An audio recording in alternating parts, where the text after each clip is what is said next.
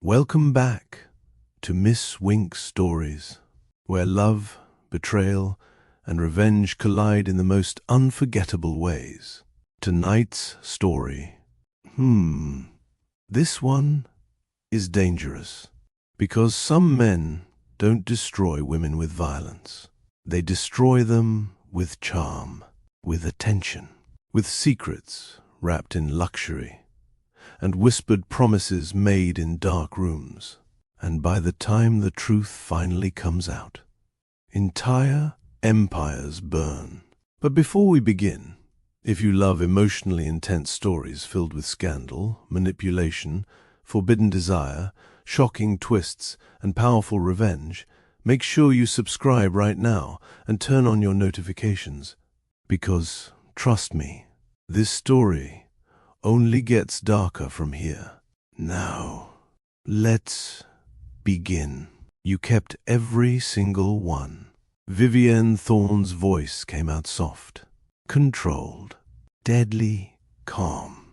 Across the ballroom, Alistair Thorne froze instantly, just for a second.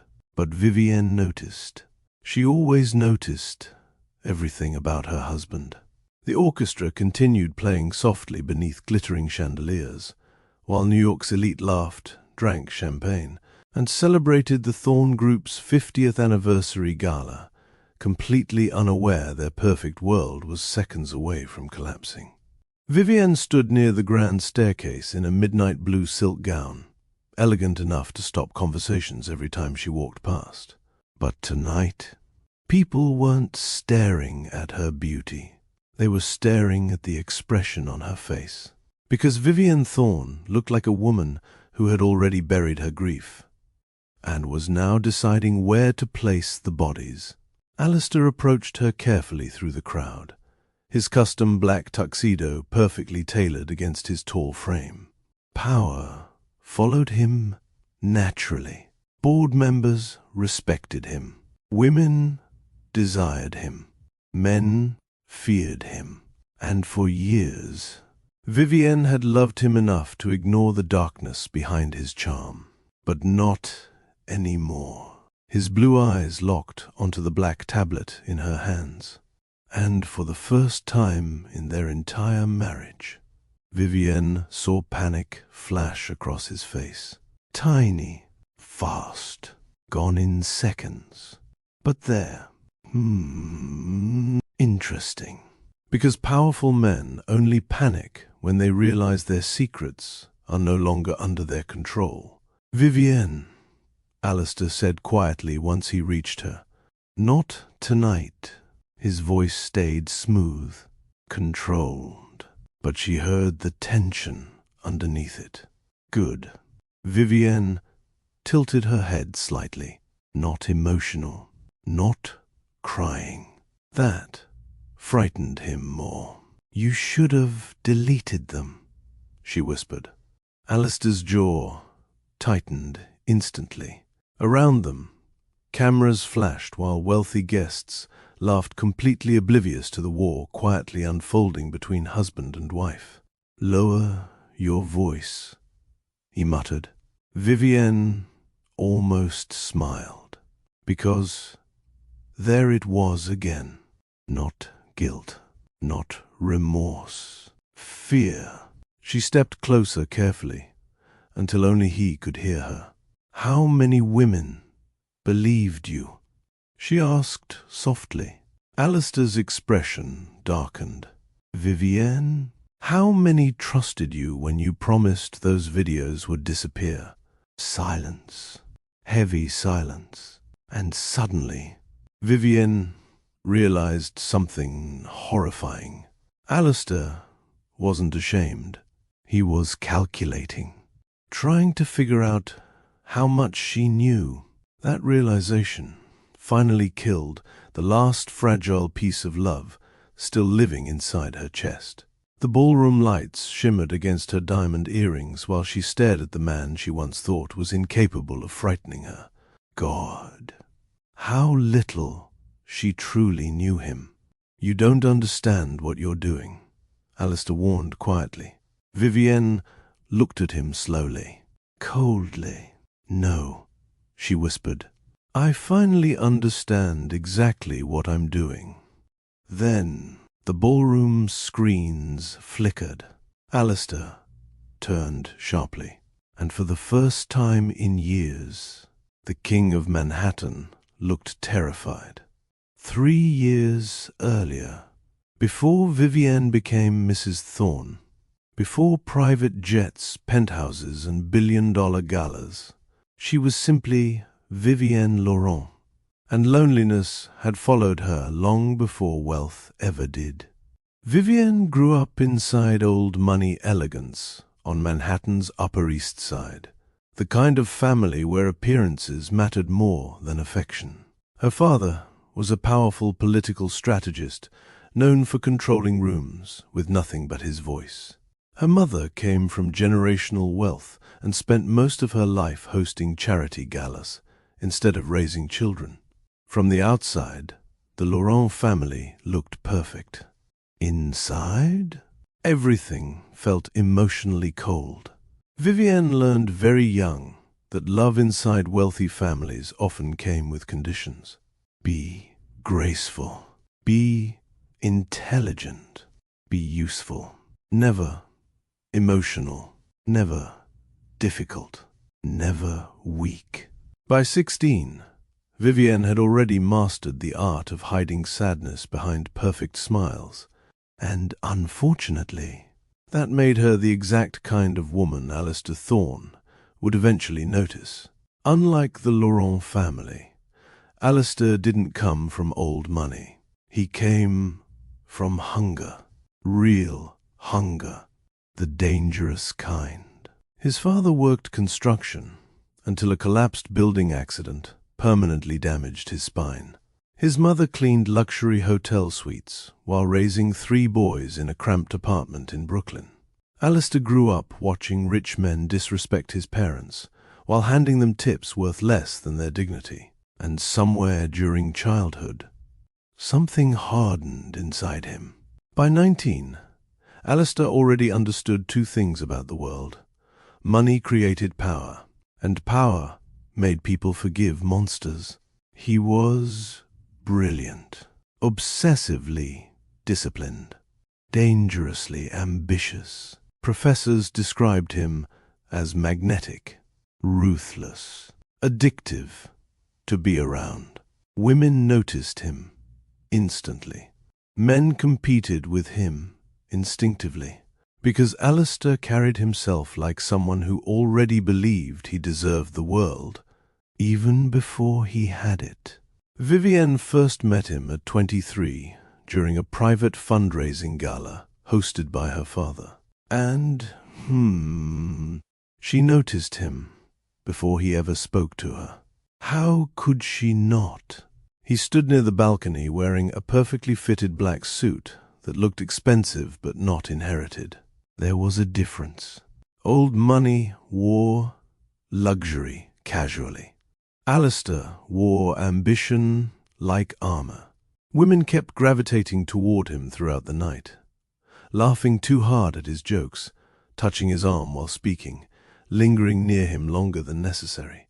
But Alistair barely noticed any of them, because the moment Vivienne entered the ballroom, his attention shifted completely. She wore silver silk that night, minimal jewelry, soft makeup, elegant without trying. But what caught Alistair wasn't her beauty. It was the loneliness in her eyes. Even surrounded by people, she looked emotionally untouched by all of them. And Alistair understood loneliness immediately. Dangerous men usually do. Vivienne remembered the exact moment they first spoke. She stood alone near the champagne tower, watching couples dance while pretending not to feel awkward. Then suddenly, a deep voice beside her said, "You look like someone trying to survive rich people." Vivienne laughed before she could stop herself. A real laugh. Not the polished fake ones she gave at galas. She turned, and there he was, Tall, sharp blue eyes, dark hair, beautiful in a way that felt dangerous instead of soft. Vivienne raised an eyebrow. And you look like someone judging them. Alistair smirked slightly. I am. That should have been the warning. But instead, it became the beginning of everything. Vivienne should have walked away from Alistair Thorne that night. Honestly, every warning sign was already there. The confidence, the intensity, the way he looked at people like he was studying them, instead of simply speaking to them. But loneliness makes dangerous people feel comforting sometimes.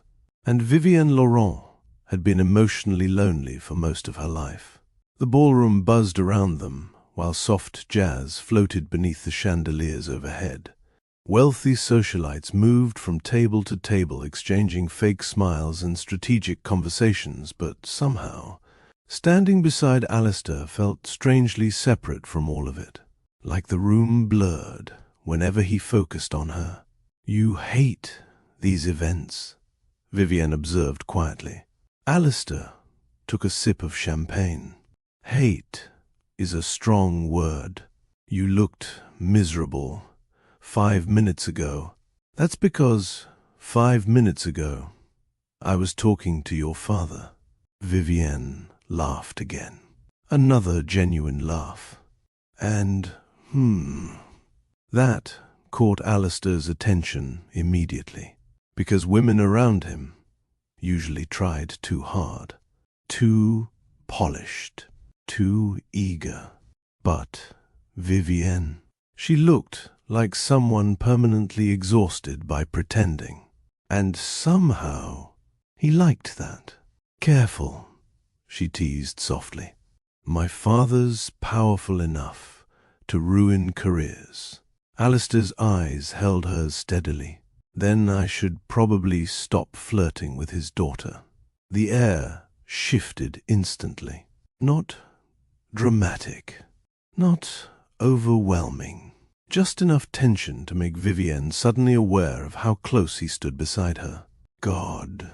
His voice was dangerous, low, smooth, controlled, like he knew exactly what certain words sounded like coming out of his mouth. Vivienne looked away first. Big mistake. Because Alistair noticed everything too. You blush when you're uncomfortable, he observed calmly. Vivienne frowned immediately. I do not. You're doing it right now. I barely know you. That's usually when people tell the truth accidentally. Again, warning sign. But Vivienne smiled anyway, because for the first time in years, someone wasn't speaking to her like she was merely beautiful decoration standing inside a designer dress. Alistair actually paid attention. And attention. Attention is intoxicating when someone has gone years without feeling emotionally seen. The gala ended around midnight. Vivienne expected him to ask for her number eventually. He didn't. Instead, while guests collected coats near the entrance, Alistair simply stepped beside her one last time. It was nice meeting someone honest tonight. Vivienne blinked softly. Honest? You looked bored all evening. A smile tugged at her lips, and you looked arrogant. I am arrogant. That answer made her laugh again. She couldn't stop laughing around him, and somehow that scared her a little. Alistair held her gaze a second longer before speaking quietly. I'll see you again, Vivienne Laurent. Not can I call you, not may I take you out, just certainty. Then he walked away into the rain, and for reasons she couldn't explain, Vivienne watched him leave long after he disappeared. 3 days later, flowers arrived at her penthouse. Not roses, white orchids. elegant, minimal, sophisticated. A small card rested beneath them. You look lonely in crowded rooms, too. Vivienne stared at the note for nearly 5 full minutes, because somehow those 7 words felt more intimate than most conversations she'd had in years. And that was the beginning.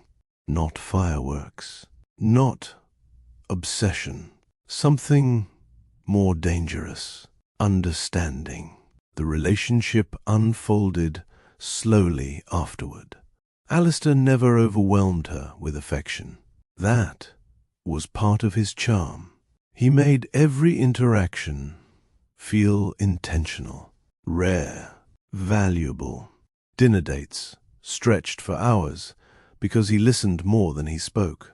Late-night phone calls turned into conversations about childhood fears, ambitions, disappointments. Vivienne told him things she'd never admitted out loud before. How emotionally cold her family felt. How exhausting high society became. How invisible she sometimes felt, despite constantly being admired. And Alistair? He listened, like every confession mattered. That was what made him addictive. He made vulnerability feel beautiful instead of embarrassing. One rainy evening, nearly 4 months into their relationship, Alistair took Vivienne to a private rooftop restaurant overlooking Manhattan. The city lights shimmered below them, while candlelight flickered softly across the table between them. Vivienne wore black satin that night. Alistair barely looked away from her once. "You're staring," she teased quietly. "I know." The honesty in his voice made her blush instantly. Again, Alistair smirked faintly. "There it is." "What?" "That look." Vivienne sipped her wine carefully. "What look?" "The one you get when you're trying not to feel something." Her breath caught slightly, because somehow he always knew exactly where emotional walls existed inside her. And worse, he knew how to make them crumble gently. That night, after dinner, Alistair brought her to the unfinished top floor of a luxury building his company had just acquired. The space was empty, except for floor-to-ceiling windows overlooking the city skyline. Dust covered the concrete floors. Construction lights glowed dimly. But the view looked endless. Vivienne wrapped her coat tighter against the cold wind. "Why bring me here?" Alistair stepped beside her quietly. "Because one day this floor will belong to me." Vivienne looked up at him. The ambition in his eyes almost startled her. Not greed, not ego, something deeper. Like success itself had become survival for him. "You really think you're going to own this city someday?" she asked softly. Alistair turned toward her slowly. "No." His gaze held hers intensely. "I think I'm going to own every room I walk into." That line should have frightened her. Instead, it thrilled her. Because confidence feels seductive when it's wrapped inside intelligence and restraint. Alistair stepped closer carefully. Close enough for tension to build naturally between them. The city lights reflected inside Vivienne's eyes, while cold wind moved softly through her dark hair. "You know what I like about you?" he asked quietly. Vivienne's heartbeat quickened slightly. "What?" "You don't chase attention." His fingers brushed lightly against her wrist. "You've spent your whole life being admired." His voice lowered. "But nobody's actually been seeing you." Silence. Heavy silence. Because somehow he was right. Vivienne looked at him, like she forgot how to breathe for a second. And Alistair noticed. Of course he noticed. He always noticed. His hand lifted slowly, carefully brushing wind-blown hair behind her ear. Not rushed. Never rushed. That was what made moments with him feel intimate. Intentional patience. "You're dangerous," Vivienne whispered softly. Alistair smiled faintly. "So are you." Then he kissed her, slowly, like he already knew she would remember it for the rest of her life. And honestly, she did. Because Alistair didn't kiss like ordinary men. He kissed like someone learning a language, patient, focused, careful enough to make women feel emotionally chosen instead of simply desired. By the time Vivienne reached home that night, she already knew something irreversible had happened to her. She was falling in love, completely, deeply, dangerously. And somewhere inside Manhattan, Alistair Thorne smiled to himself while watching rain slide down his penthouse windows, because, for the first time in years, he met someone who made even him feel slightly human again. Or at least, that's what he wanted to believe. Do you think Alistair truly loved Vivienne in the beginning, or was he always emotionally manipulative from the start? And be honest, have you ever met someone who made you feel emotionally seen so quickly it almost scared you? Comment down below. For the first 2 years, Vivienne and Alistair Thorne became the kind of couple people envied obsessively. Not just because they were beautiful, not just because they were rich, but because they looked genuinely in love. And, honestly, they were, at least in the beginning. The tabloids called them Manhattan royalty, the golden couple, the billionaire builder, and the elegant socialite who softened him. But nobody truly understood the intensity between them behind closed doors. Because Alistair loved Vivienne differently back then. Possessively, passionately, like she was the only soft thing in a world that spent his entire life trying to harden him. And Vivienne, God. She loved him with the kind of devotion that makes women ignore warning signs they should run from. Their wedding became one of the biggest social events New York had seen in years. Private estate in the Hamptons. White roses everywhere. Old money elites beside self-made billionaires. Politicians. Actors. CEOs. Even the ocean itself looked expensive that day. Vivienne walked down the aisle wearing custom silk so delicate it shimmered beneath the sunset, while Alistair stood waiting for her in an all-black tuxedo, staring at her like he forgot the world existed. People noticed it, the way he looked at her, too intensely, too personally, like he didn't merely want her, he needed her. And, that kind of love feels beautiful before it becomes dangerous. At the reception, long after guests filled the ballroom with dancing and champagne, Vivienne found Alistair standing alone on the terrace overlooking the ocean. "You disappeared," she whispered while stepping beside him. Alistair pulled her gently into his arms immediately. "I wanted 1 minute where nobody else could look at you." Vivienne laughed softly. "You're being dramatic." "No." His fingers slid slowly against the exposed skin of her back. "I'm being selfish." Then he kissed her beneath the moonlight, while waves crashed quietly behind them. And for one perfect moment, Vivienne truly believed she was the safest woman in the world. Months after the wedding, Alistair bought the penthouse that would eventually become infamous throughout Manhattan. Back then, though, it wasn't sinister. It was theirs. Warm, private, intimate, And the top floor?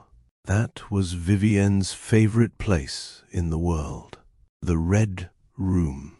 Except, originally, it wasn't called that. Alistair built it for her. Their sanctuary. A private escape above the city. Deep, wine-colored walls. Soft jazz music. Velvet furniture. Low amber lighting. Floor-to-ceiling windows overlooking Manhattan. It felt romantic. Safe, like a place where the rest of the world disappeared. You built this for me, Vivienne asked the first night he showed it to her. Alistair stood behind her while she stared at the skyline. For us. His arms wrapped slowly around her waist. No business meetings. A kiss against her shoulder. No distractions. Another kiss. Just us. That room held some of Vivienne's happiest memories. Slow dancing barefoot at 2 a.m, while Sinatra played softly. Late night wine tastings.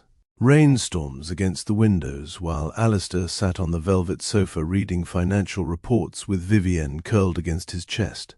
Those quiet moments mattered most to her, because beneath all his ambition and arrogance, Alistair could be unbelievably attentive when he wanted to be. Some nights, he cooked for her personally, despite working 18-hour days.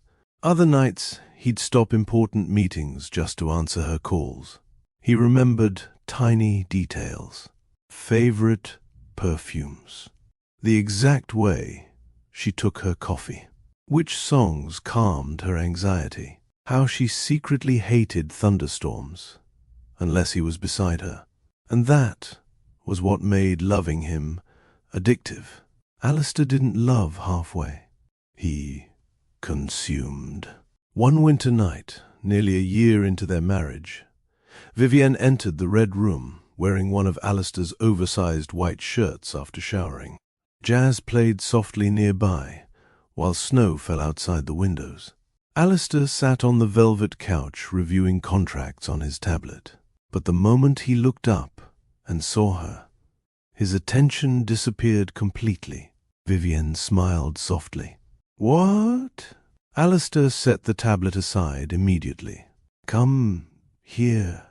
His voice dropped lower whenever they were alone like this. Quieter, more intimate. Vivienne walked toward him slowly until he pulled her gently onto his lap. "You were supposed to be working," she teased. "I was." His fingers slid carefully along her thigh beneath the shirt. "Then you walked in here, looking like that." Vivienne laughed softly against his mouth.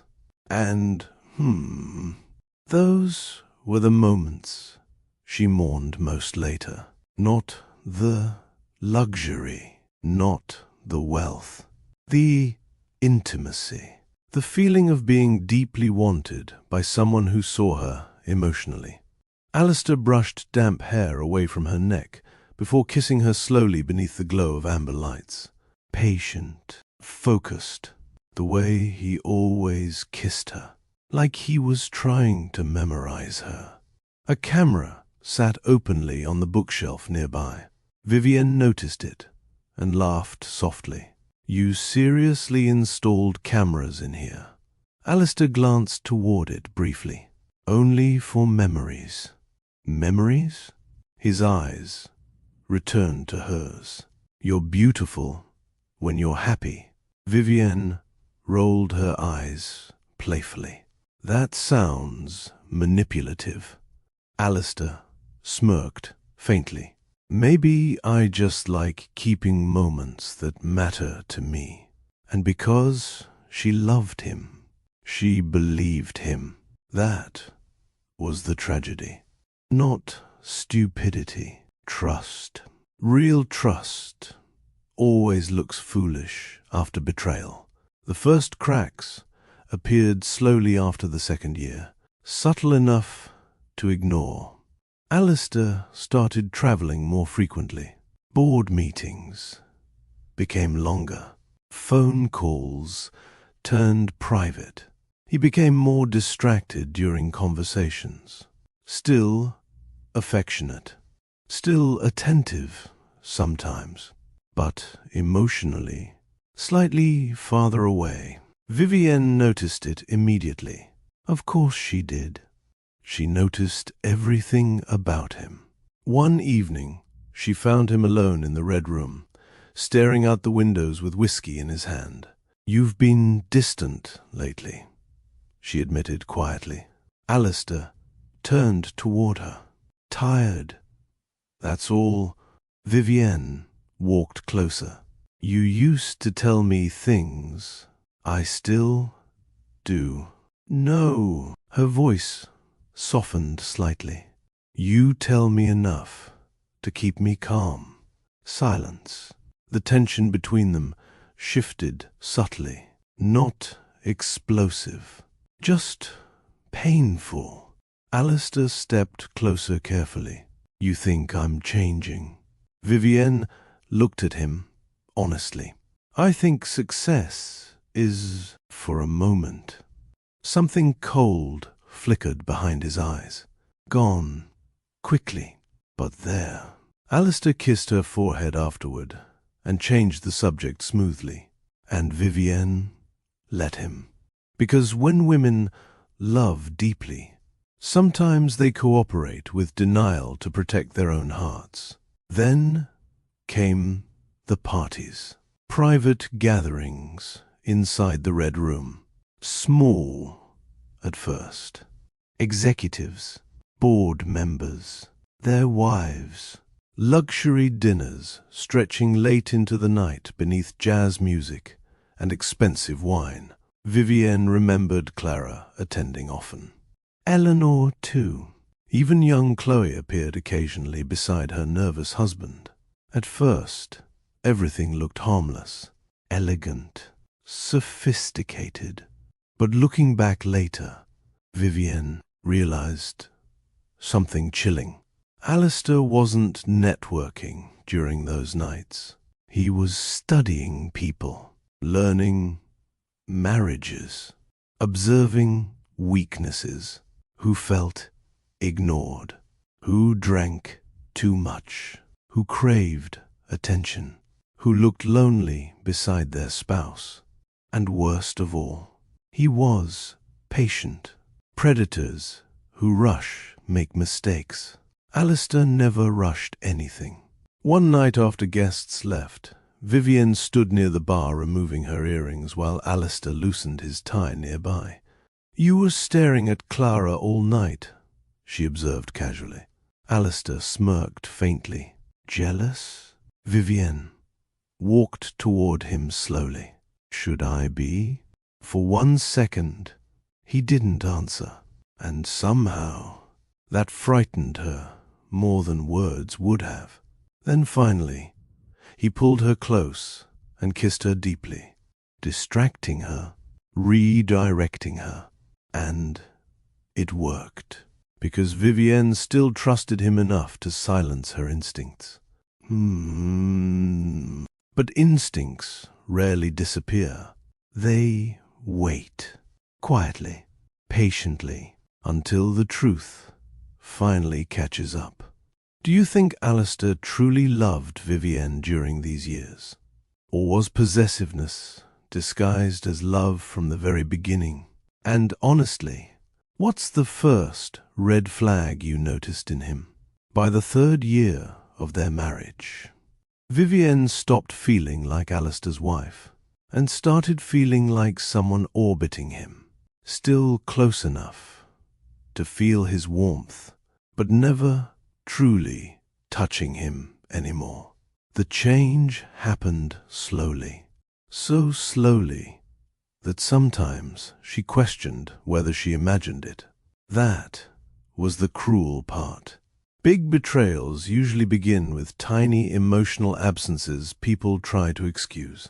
Late-night meetings, unread messages, distracted conversations, Long silences, sitting beside each other. And Alistair? He always knew exactly how to give just enough affection to keep doubt from fully forming. That was his genius. One Friday evening, Vivienne stood in front of her bedroom mirror, fastening diamond earrings while waiting for Alistair to return home for dinner. Their chef had prepared everything personally. Candles glowed softly across the dining room. Jazz floated through hidden speakers downstairs. 2 years ago, Alistair would have cancelled world meetings just to spend nights like this with her. Tonight, his side of the bed still looked untouched. Her phone buzzed. Alistair, running late. Don't wait up. Vivienne stared at the message for a long moment, then finally typed. Again. 3 dots appeared, disappeared, then reappeared. Alistair, important investors in town. No apology. Just information. Vivienne placed the phone down slowly. It's strange how loneliness feels heavier inside luxury. The penthouse suddenly looked too large around her, too quiet, too empty. Later that night, nearly past midnight, the elevator doors finally opened. Vivienne remained seated on the velvet sofa inside the red room, barefoot in silk, wineglass untouched beside her. Alistair loosened his tie while walking in. You waited up. You noticed? His jaw tightened slightly at her tone. I told you it was work. Vivienne studied him carefully, then softly asked, Who is she? Alistair stopped walking instantly. Not dramatic, not guilty-looking, just still. And somehow, that stillness unsettled her more than anger would have. You think I'm cheating on you? Vivienne gave a quiet laugh. No. Her eyes held his steadily. I think you're becoming someone capable of it. Silence. Heavy silence. Alistair approached her slowly, dangerously calm. Vivienne. His voice lowered gently. You know I love you.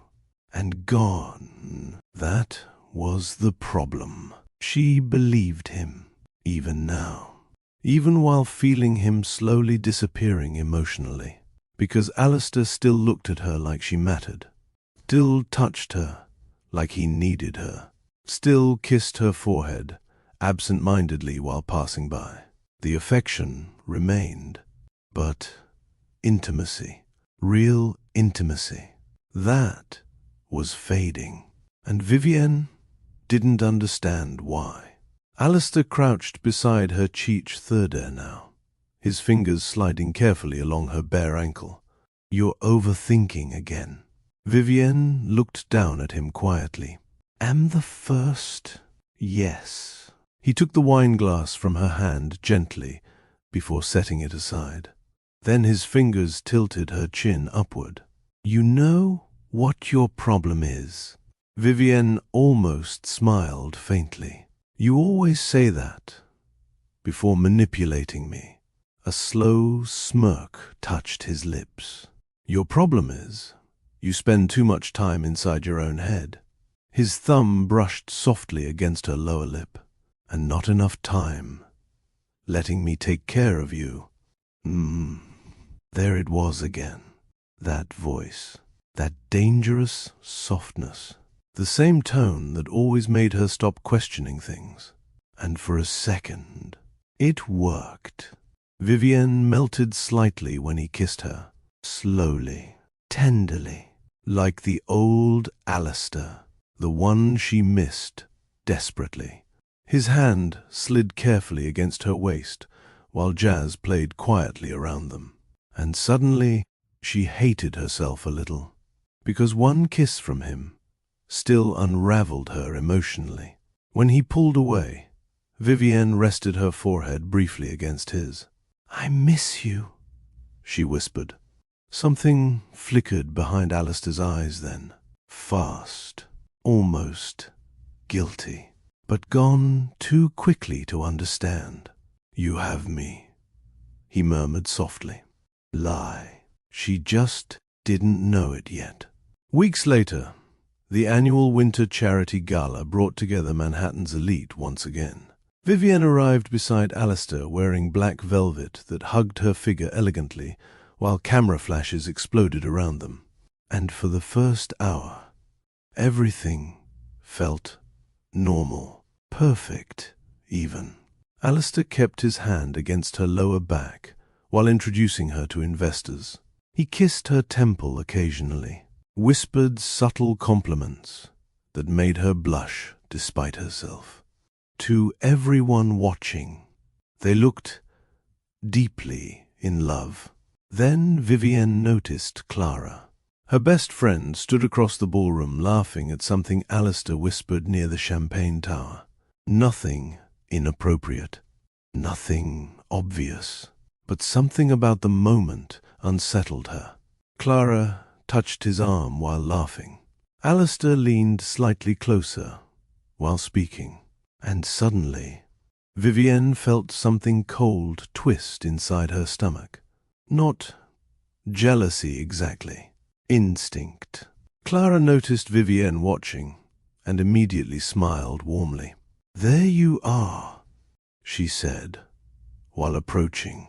"Your husband has officially stolen my attention for the evening." Vivienne forced a small laugh. "Careful. He enjoys attention too much." Clara grinned. "Well, he's charming." Unfortunately, Alistair smirked faintly beside them. "You say unfortunately, like you disapprove." Clara rolled her eyes playfully. "You're Manhattan's favorite red flag, Alistair." "Interesting." Vivienne noticed how Alistair looked at Clara after that. Longer than necessary. Not lustfully. More focused than that. Studying her, learning her. And suddenly, Vivienne remembered something disturbing. Clara and Marcus had been struggling recently. She mentioned it during lunch weeks ago. Marcus worked constantly now, barely home, emotionally distant. Vivienne's stomach tightened again. Because Alistair always noticed emotional loneliness in people. Always. Later that night, Vivienne entered the ladies' lounge searching for lipstick and overheard voices inside. "Clara and Eleanor. I shouldn't even be talking to him this much," Clara whispered nervously. Eleanor laughed softly. Then, "Stop. It's not like that." "I'm serious." Silence. Then Clara spoke again, quieter this time. "He just listens differently." Vivienne froze outside the doorway. Her heartbeat slowed painfully, because suddenly something clicked. Not fully, not yet, but enough to frighten her. The women weren't simply drawn to Alistair physically. They felt emotionally understood by him. And Alistair? He liked being needed, admired, relied on emotionally. That combination destroys marriages quietly. Vivienne stepped away before they noticed her listening, but the unease stayed with her the rest of the evening. Back at the penthouse later that night, Alistair loosened his tie while checking emails on his phone. Vivienne watched him carefully from the bed. "Do you enjoy making women emotionally dependent on you?" Alistair looked up slowly. "What kind of question is that?" "You flirt with vulnerability." His expression darkened slightly. "You're being dramatic." "No." Vivienne sat upright now. "I'm paying attention." A dangerous silence settled between them. Then finally, Alistair placed his phone down. "You know why women talk to me?" Vivienne crossed her arms. "Enlighten me, because I listen." The answer came too quickly, too honestly. Alistair stood and walked toward the windows overlooking Manhattan. Their husbands stopped seeing them after a while. Most men do. Vivienne stared at him carefully now. "And what do you do?" Alistair glanced back over his shoulder. "I remind them. They're still desirable. God, the arrogance, the calmness, the complete lack of shame." Vivienne looked at him, like she suddenly didn't know him anymore.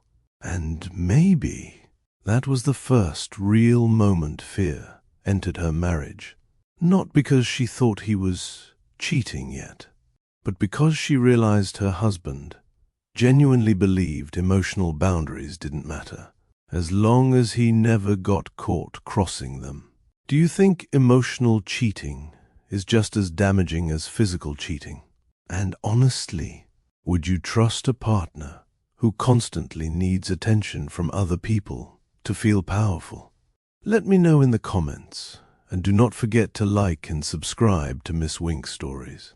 By spring, something dangerous had already started growing between Clara Bennett and Alistair Thorne. Nobody said it out loud, not even them. But tension has a way of revealing itself long before betrayal actually happens, especially to women. Vivienne noticed little things sometimes.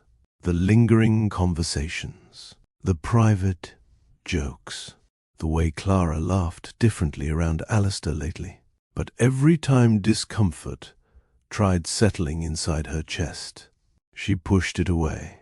Because Clara was her best friend, and Alistair was her husband. Trust makes people ignore instincts that would otherwise save them. One Saturday afternoon, the couples gathered at the Thornes estate in the Hamptons for a private weekend getaway. The ocean breeze rolled softly through the massive beach house while staff prepared dinner downstairs. Vivienne stood barefoot in the kitchen, arranging flowers, while Clara sipped wine nearby. "You're staring at me again," Clara teased softly. Vivienne laughed.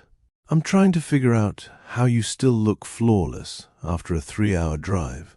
Clara smirked while fixing her hair. "Jealousy is ugly on you. Please. My husband already worships the ground I walk on." The words came out teasingly, confidently, and Clara smiled. But something flickered briefly behind her eyes. Guilt. Tiny. Gone quickly. Upstairs, Alistair stood on the balcony speaking with Marcus about investors while watching the women through the glass doors. Marcus sighed heavily. "I barely sleep anymore."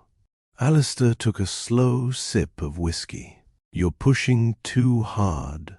Marcus laughed dryly. "That's easy for billionaires to say." "No," Alistair replied calmly. "It's easy for men who notice when their wives are unhappy to say." Marcus frowned slightly. "What's that supposed to mean?" Alistair's eyes drifted briefly toward Clara downstairs. "She seems restless lately." Interesting. Even now, he was planting thoughts carefully. Marcus rubbed tiredly at his jaw. "She's fine. Clara gets dramatic when I'm busy." Alistair said nothing after that, but his silence alone felt manipulative somehow. Later that evening, everyone gathered outside near the fire pit overlooking the ocean. Music played softly. Champagne flowed endlessly. Vivienne curled comfortably against Alistair, while Marcus disappeared inside to answer another business call. Again, Clara watched him leave with visible irritation. "You should confiscate his phone permanently," Vivienne joked. Clara forced a laugh. At this point, I'd settle for eye contact. The group chuckled lightly, but Alistair looked at Clara carefully after she said it. Too carefully. And Clara noticed. That was the problem. She noticed every time he paid attention to her now. Hours later, after Vivienne fell asleep upstairs, Clara wandered into the kitchen searching for water. The beach house sat quiet, except for waves crashing softly outside. She froze slightly when she saw Alistair leaning against the counter alone, sleeves rolled up, whiskey glass in hand.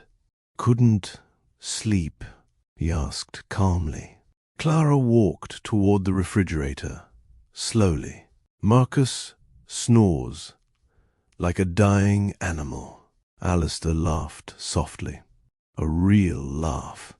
And even his laughter sounded intimate late at night. Clara grabbed water before leaning against the marble island across from him. "You disappeared earlier," he observed. "You mean while my husband ignored me for conference calls?" There was bitterness in her voice this time. Real bitterness. Alistair studied her quietly. "He takes you for granted." The honesty of it startled her slightly. "Don't do that." "Do what?" "Act like you understand my marriage better than I do." Alistair tilted his head slightly. "I understand loneliness very well, Clara." Silence. Heavy silence.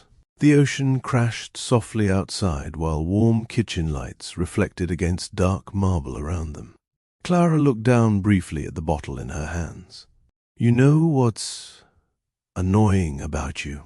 she murmured. Alistair smirked, faintly. "Many things, apparently. You pay attention to everything." That answer lingered between them, dangerously, because Clara realized she liked being noticed by him more than she should. Alistair stepped closer slowly. Not enough to touch her, just enough for tension to build naturally. "You know what I think?" he asked quietly. Clara swallowed slightly. "What?" "I think you spend so much time trying to be easy to love." His eyes moved slowly across her face. "That nobody notices when you're unhappy." That line hit somewhere vulnerable. Because lately, Clara did feel invisible. Marcus loved her, yes, but love without attention starts feeling lonely after a while.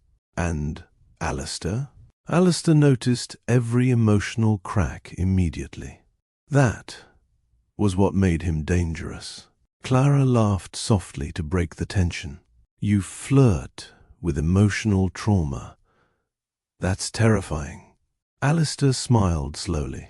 "And yet, you're still standing here." There it was again.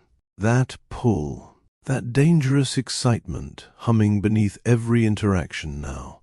And Clara hated herself a little for enjoying it. The next few weeks only made things worse, or better, depending on which part of Clara was speaking. She started texting Alistair harmless things at first. Memes, photos from events, sarcastic complaints about Marcus working constantly. Alistair always responded, quickly, attentively. That attention became addictive, embarrassingly fast.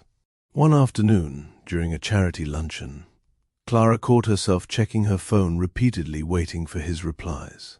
And when his message finally appeared, "You look bored already." Escape route. Her stomach fluttered. God, she was in trouble. Later that night, after too much wine and too much tension, Clara found herself alone with Alistair again inside the red room while guests mingled downstairs. Jazz floated softly through the air, while rain painted silver streaks across the windows overlooking Manhattan. The room glowed warm around them.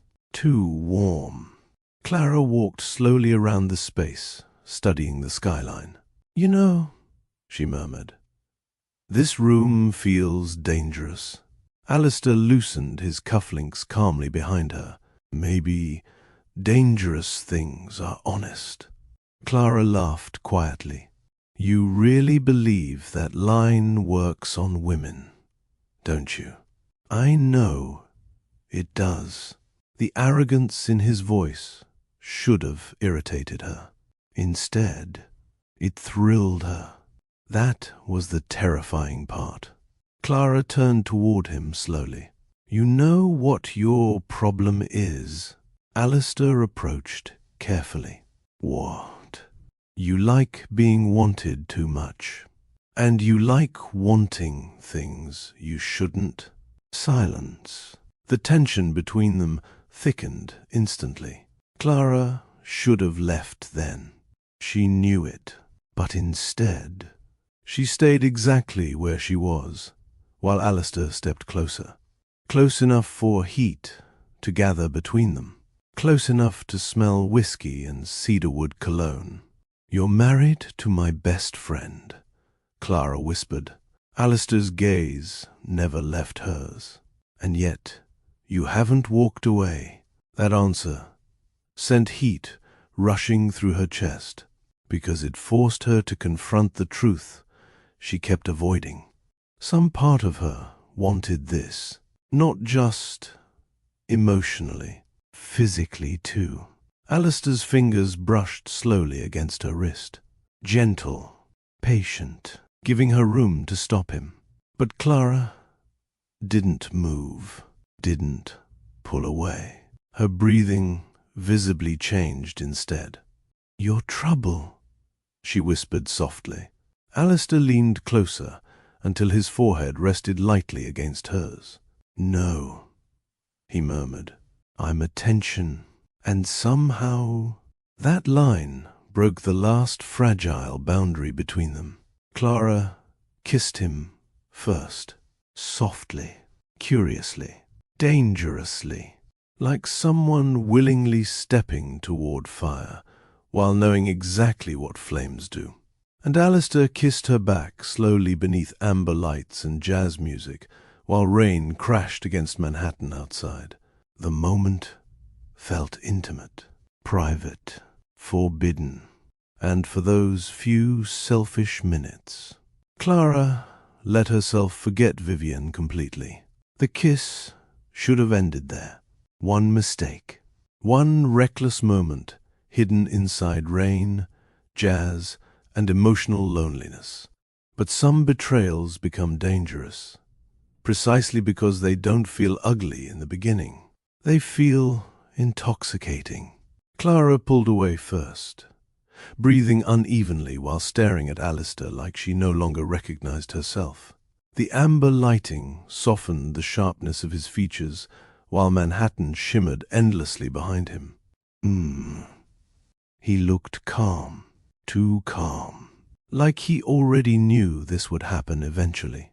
Clara stepped backward quickly. "This can't happen again."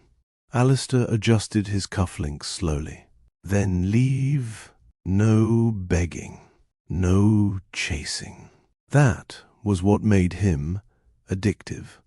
He never forced women to stay. He simply made leaving emotionally difficult. Clara grabbed her clutch immediately. "You're unbelievable." A faint smirk touched his lips. "You're still here." That answer irritated her because it was true, even now. Some part of her didn't want to leave yet, and that terrified her more than the kiss itself. Clara looked around the room finally, really noticing it for the first time. The deep crimson walls, low amber lighting, velvet furniture, soft jazz floating endlessly through hidden speakers. The room felt sensual without trying too hard, intimate, private, almost hypnotic. How did this place even become? Clara gestured vaguely around her. "This For the first time all evening, something softer crossed Alistair's face. It wasn't always like this. Interesting. Clara leaned lightly against the piano nearby. No. Alistair walked toward the massive windows overlooking Manhattan. When Vivienne and I first moved into the penthouse, this floor was empty. His voice sounded quieter now, less performative. She used to complain about charity galas constantly. Said wealthy people exhausted her. Clara laughed softly. That sounds like Vivienne. So I built her a place where the world couldn't reach her. The confession surprised Clara slightly. Alistair loosened his tie while staring out at the skyline. It started with music. His gaze drifted toward the speakers, then wine. Then late nights together after events. A faint smile touched his lips. She used to dance barefoot in here. For the first time, Clara felt something uncomfortable move through her chest, because suddenly this room felt less seductive, more tragic. She named it? Clara asked quietly. Alistair nodded slowly. The Red Room. Why? His eyes moved across the crimson walls. She said the color made the room feel honest. Silence settled briefly between them, and somehow that made what they'd just done feel worse. Because this wasn't originally built for affairs. It was built for love. Real love. Clara looked away first. You shouldn't have brought me here. Alistair turned toward her calmly. I didn't bring you here. Again with that. That way he framed choices so people willingly carried guilt alongside him. Clara hated how manipulative he could be. Worse, she hated how thrilling she found it. Downstairs, faint laughter echoed from lingering guests while thunder rolled softly outside. The world continued normally, while something dangerous quietly unfolded upstairs. Clara walked slowly toward the bookshelf, trying to steady herself emotionally. Then she noticed it. A camera, small, elegant, resting openly between books and crystal decor. Her stomach tightened instantly. You actually record in here? Alistair walked toward her slowly. Sometimes. Clara frowned. That's slightly insane. Maybe. But he didn't sound embarrassed. If anything, he sounded amused. Clara crossed her arms. And what exactly do you do with the videos? His eyes held hers steadily. Keep moments that matter to me. The answer sent heat crawling up her spine, because somehow that sounded intimate instead of creepy in the moment. Dangerously intimate. Clara shook her head lightly. You're very good at making terrible ideas sound romantic. Alistair smiled faintly. That's because honesty and temptation usually sound alike. Every conversation with him felt loaded with double meanings, and Clara was starting to enjoy it too much. That realization hit hardest when Alistair stepped closer again. Not touching her yet, just standing close enough for tension to return immediately. You know what's interesting? He murmured softly. Clara swallowed slightly. What? You only look guilty after we stop touching. Her breath caught, because, unfortunately, that was true too. When he kissed her, the guilt blurred. The loneliness disappeared. The attention drowned everything else out. But afterward, reality came rushing back painfully. This makes me a horrible person, Clara whispered. Alistair's gaze darkened slightly. No. His fingers brushed slowly against her wrist again. It makes you honest about what you want.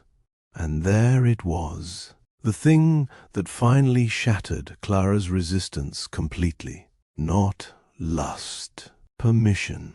Alistair had a terrifying talent for making women feel justified in crossing boundaries they normally respected. He made selfishness sound emotionally reasonable. Clara looked at him quietly for several seconds before asking the question she probably shouldn't have asked.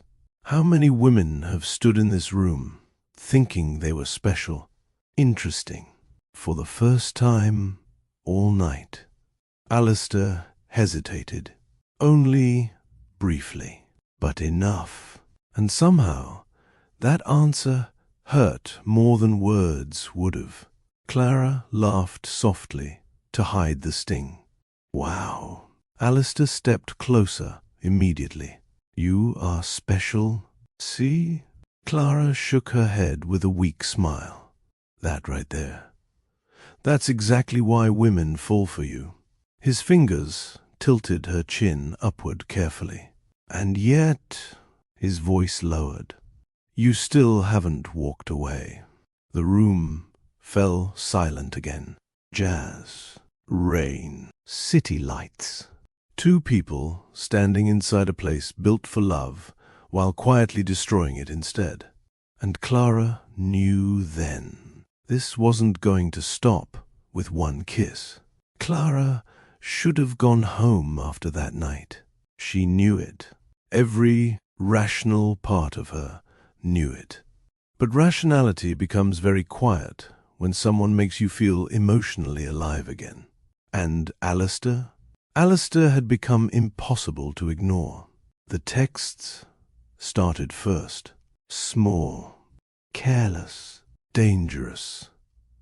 In how harmless they pretended to be. You survived Marcus's investor dinner. Impressive. Or you looked beautiful tonight. You should stop pretending not to know that. Clara told herself she only smiled because the attention felt flattering. Nothing more. But then she started waiting for the messages. That was when things truly became dangerous. One afternoon, nearly 2 weeks after the kiss, Clara sat across from Vivienne during lunch at a rooftop cafe overlooking Manhattan. Vivienne stirred her coffee absent-mindedly while discussing charity planning schedules. Meanwhile, Clara could barely focus because her phone buzzed beneath the table. Alistair, you look guilty today. Her stomach flipped instantly. How did he always know? Vivienne looked up suddenly. You okay? Clara locked her phone quickly.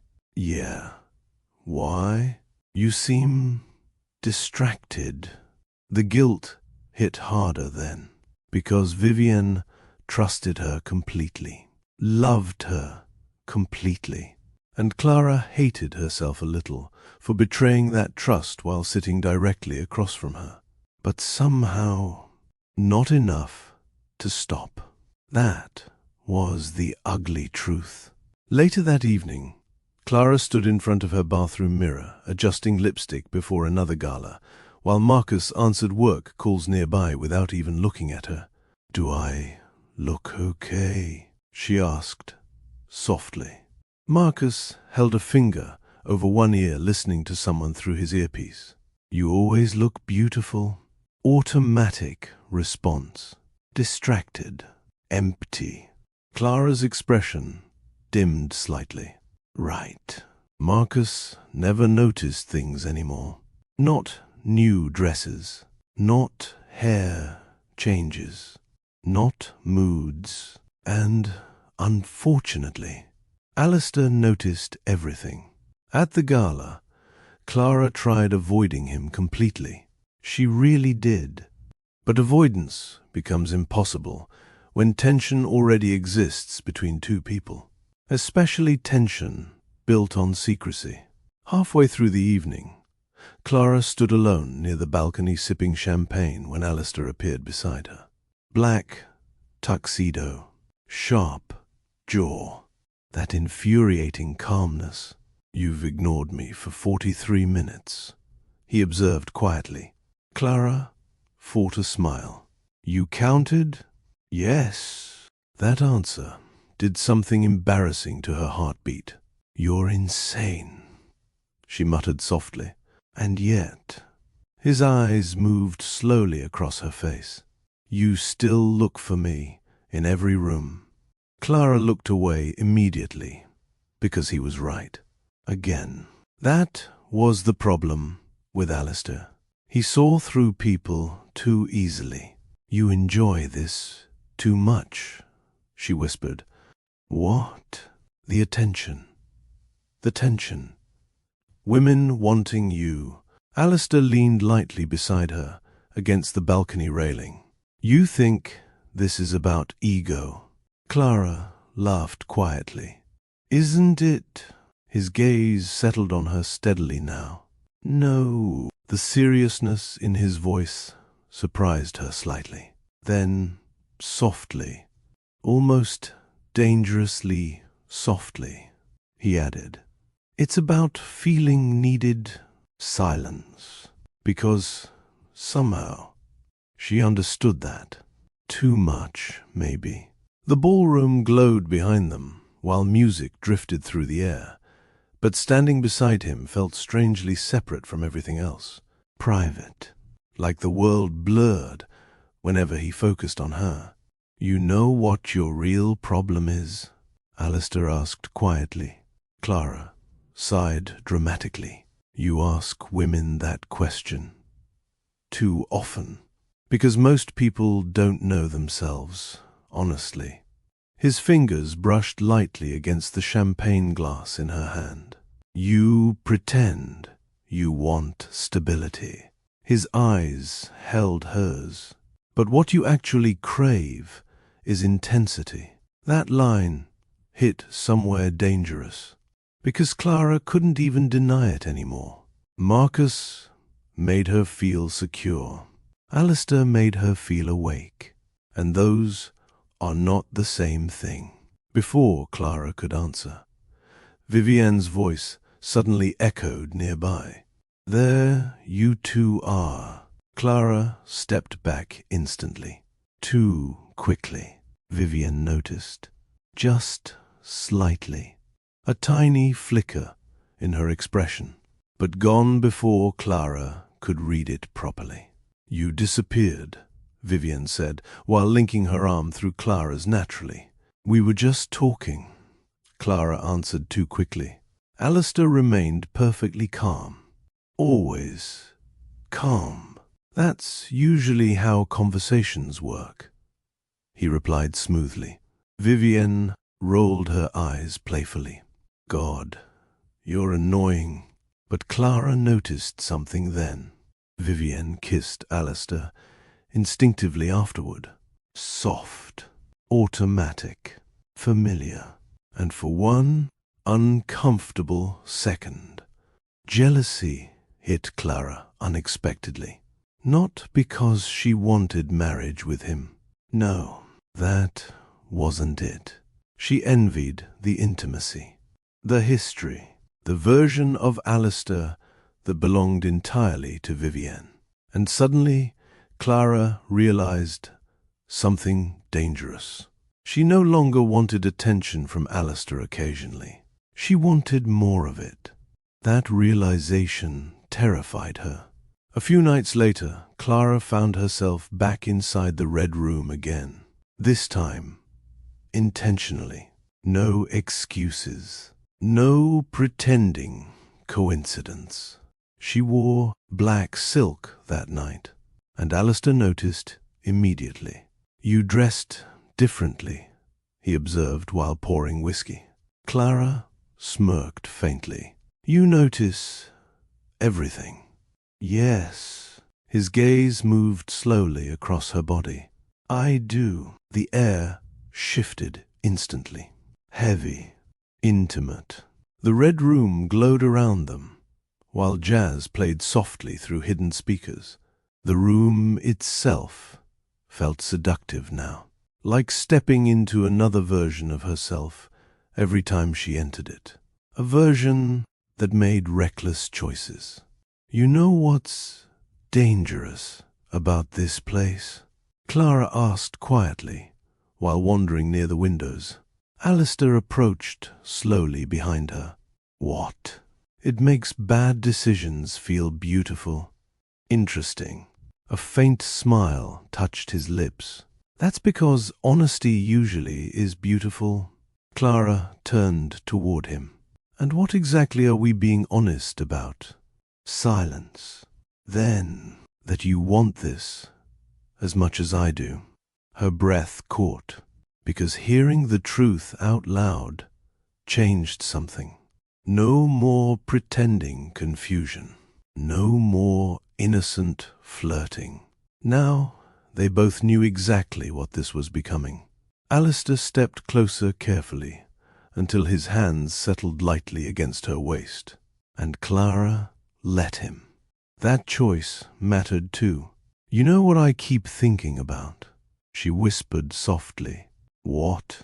"That I should feel guiltier than I do."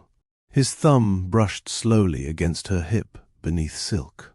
"Maybe guilt disappears when people stop lying to themselves."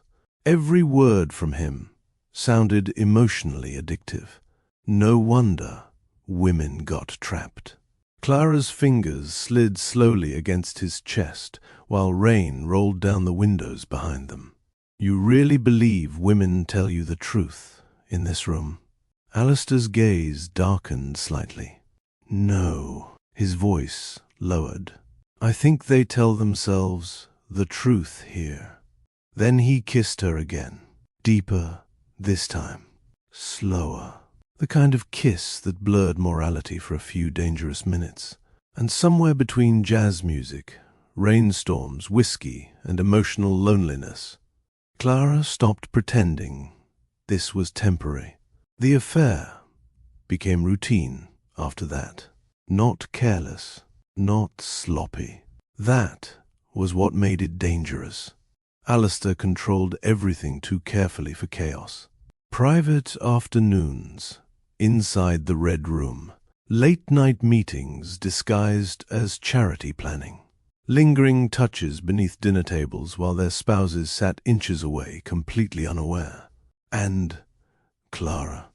Clara kept crossing lines she once swore she never would. The guilt remained. But guilt started competing with excitement now. And excitement was winning. One rainy Tuesday evening, Clara arrived at the penthouse wearing a cream-colored trench coat over black silk. The elevator opened directly into the Red Room. Soft jazz drifted through hidden speakers while candlelight flickered against crimson walls. Alistair stood near the bar, already waiting. No surprise in his expression anymore. Almost like he expected her now. That realization sent heat through Clara embarrassingly fast. "You're late," he murmured. Clara removed her coat slowly. "Marcus came home unexpectedly." "Interesting." Alistair's eyes moved carefully across her face. "And yet, you still came." There it was, again, that dangerous satisfaction in his voice every time she chose him. Clara walked toward the windows overlooking Manhattan. "You enjoy this too much." "What?" "Winning." Alistair loosened his cufflinks calmly. "You think this is a game to me?" Clara turned toward him slowly. "Isn't it?" For the first time in weeks, something colder flickered briefly behind his expression. Gone quickly. "But there. You assume I don't care about you." The quiet seriousness in his tone unsettled her unexpectedly, because that was the dangerous part. Sometimes she believed he actually did. Alistair approached slowly until his hands settled against her waist beneath the silk fabric of her dress. "You know what I think?" he murmured softly. Clara swallowed slightly. "What?" I think you only call this a game when you feel guilty afterward. God, that line hit too hard, because lately Clara only felt guilty before seeing him. Once he touched her, everything blurred. That terrified her. "You're manipulative," she whispered. Alistair's fingers brushed slowly along her spine. "And yet, you keep coming back." Silence, because again, he was right. The jazz music softened around them, while rain painted silver streaks against the glass. Alistair kissed her slowly then, patiently, like he had all the time in the world. And Clara melted into him immediately. That scared her too, because somewhere along the way, this stopped feeling temporary. The kiss deepened gradually, while Alistair guided her backward toward the velvet sofa. Nothing rushed, nothing frantic. Everything about him remained controlled, intentional. His hands moved carefully against her waist, while Clara's fingers tangled briefly against the collar of his shirt. God, the way he looked at women during moments like this felt dangerous, focused, possessive, like they became the center of his world temporarily. And maybe that illusion was exactly why women got addicted to him. "You know what I hate about you," Clara whispered softly against his mouth. Alistair smirked faintly. "Tell me you make bad decisions feel intimate." His forehead rested lightly against hers. "That's because you mistake honesty for danger." Clara laughed quietly under her breath. "You really believe your own lines, don't you?" "No." His fingers tilted her chin upward gently. "I believe people spend most of their lives pretending." Then he kissed her again beneath amber lighting and soft jazz, while thunder rolled outside. And somewhere deep down, Clara knew she was already too emotionally involved to walk away cleanly anymore. Later, wrapped loosely in one of Alistair's white dress shirts near the fireplace, Clara sipped wine while watching him pour another drink. The intimacy of the scene hit her unexpectedly hard, because this no longer felt like reckless attraction. It felt personal, dangerously personal. "You know what's insane?" she murmured softly. Alistair glanced over. "What?"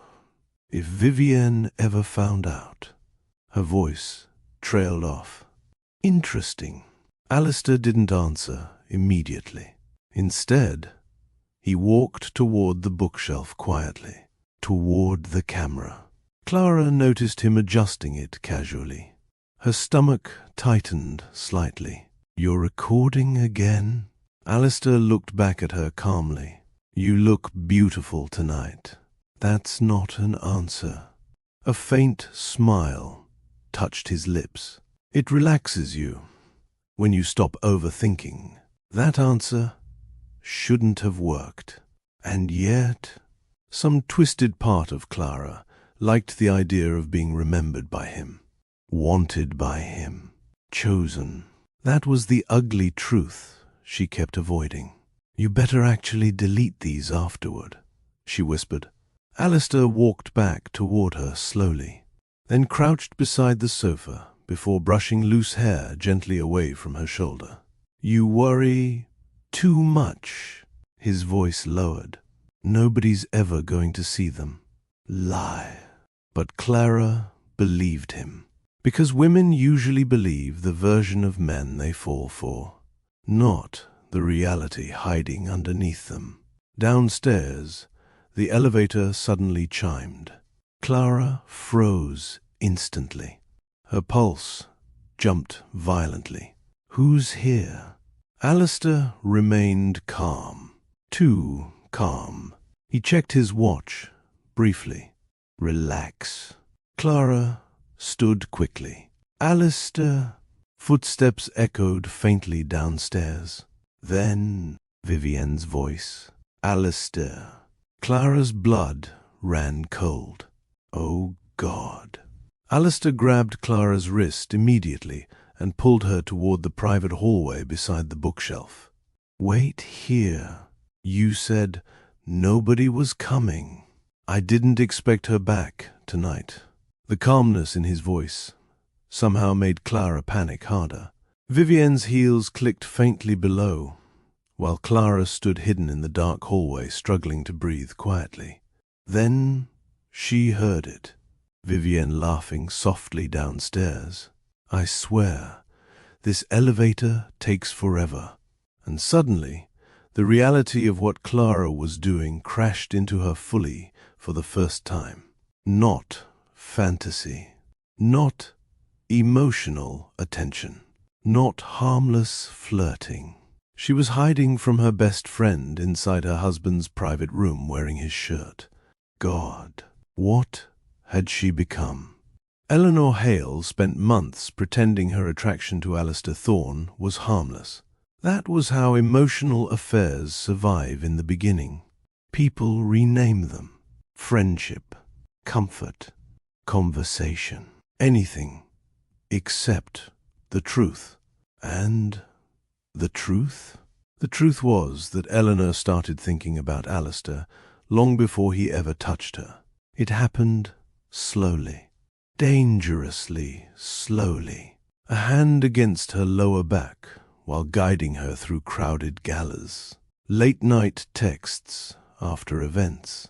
Private conversations during dinners while everyone else laughed around them.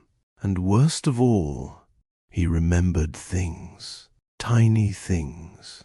The kind Arthur stopped noticing years ago. You cut your hair. You look exhausted tonight. You fake smiles when you're emotionally overwhelmed. That last one stayed with her for days. One evening after a board fundraiser, Eleanor stood beneath the hotel entrance waiting for her driver while rain poured endlessly across Manhattan. Her heels hurt. Her marriage exhausted her.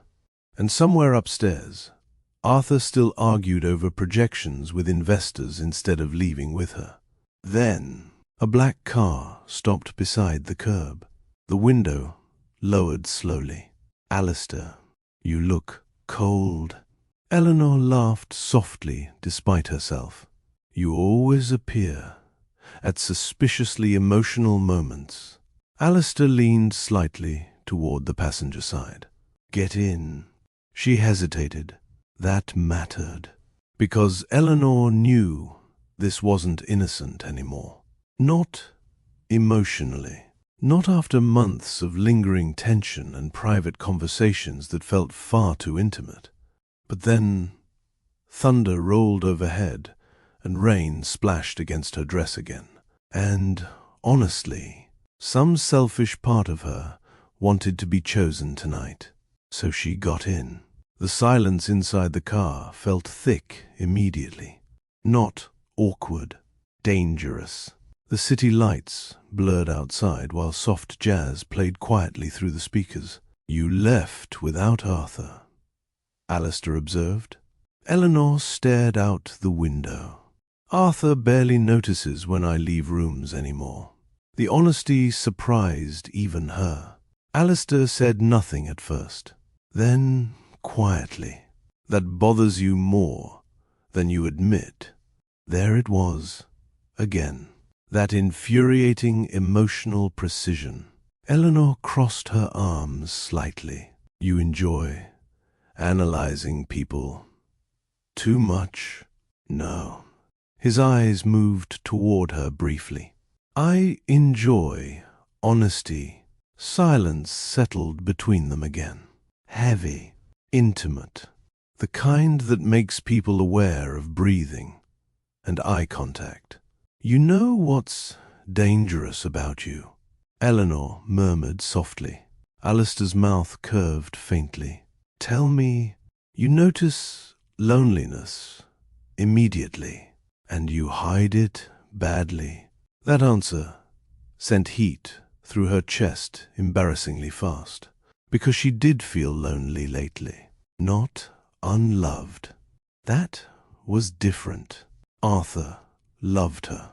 But love without emotional presence starts feeling hollow after enough years.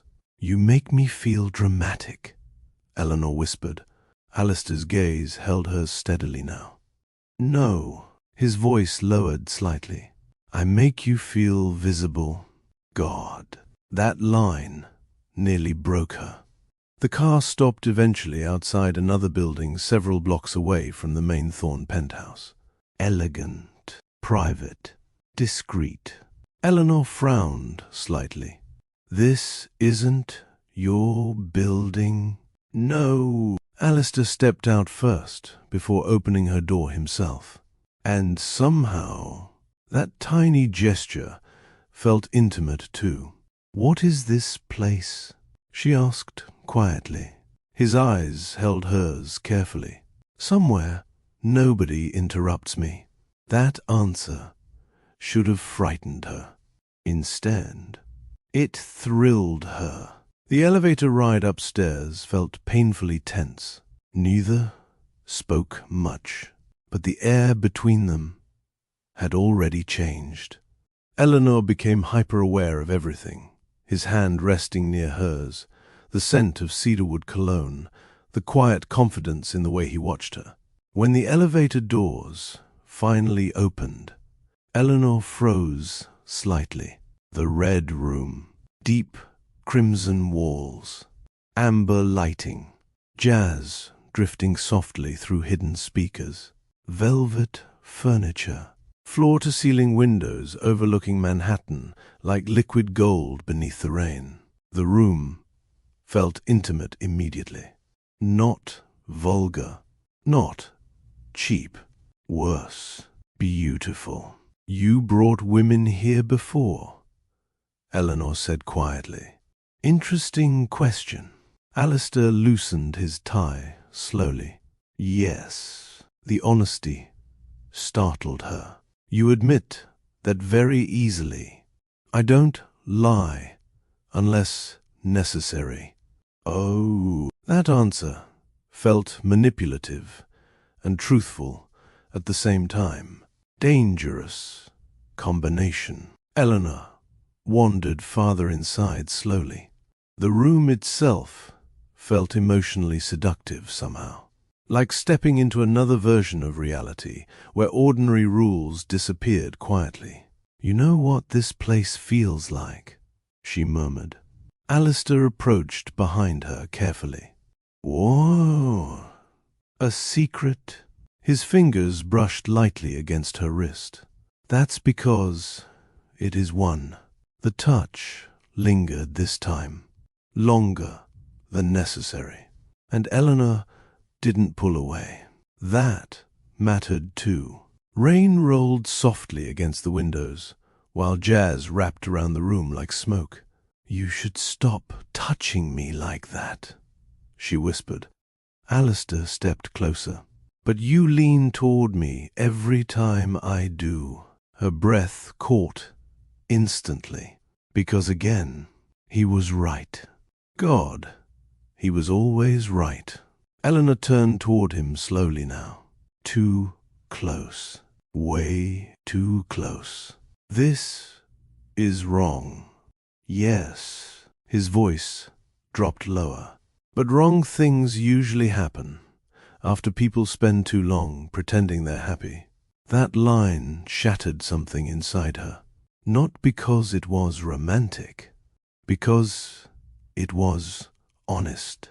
Arthur hadn't touched her tenderly in months, hadn't looked at her deeply in years. And now here stood a man who noticed every emotional fracture inside her without even trying. Alistair's fingers slid carefully against her waist. Gentle, unhurried, like he wanted her to choose every second consciously. "You know what scares me?" Eleanor whispered shakily. "What?" "That I stopped wanting to leave 10 minutes ago." Silence. Heavy silence. Then Alistair kissed her. Slowly, patiently, like he already understood exactly how emotionally vulnerable she'd become around him. and Eleanor kissed him back immediately. Not recklessly, hungrily, like someone emotionally starving, finally tasting affection again. The kiss deepened gradually, while rain crashed harder outside. His hand moved carefully along her spine while her fingers gripped his shirt tighter. God. Everything about the room made intimacy feel amplified somehow. Private, forbidden, emotionally dangerous. Then, Eleanor noticed the camera near the bookshelf. Her breathing shifted immediately. You record in here. Alistair looked toward it calmly. Sometimes that's slightly insane. A faint smile touched his lips. Maybe. Eleanor stepped back slightly now, uncertain. Alistair noticed immediately. I don't hide it, he said softly. Interesting wording. Not, I won't record. Not, there's no camera.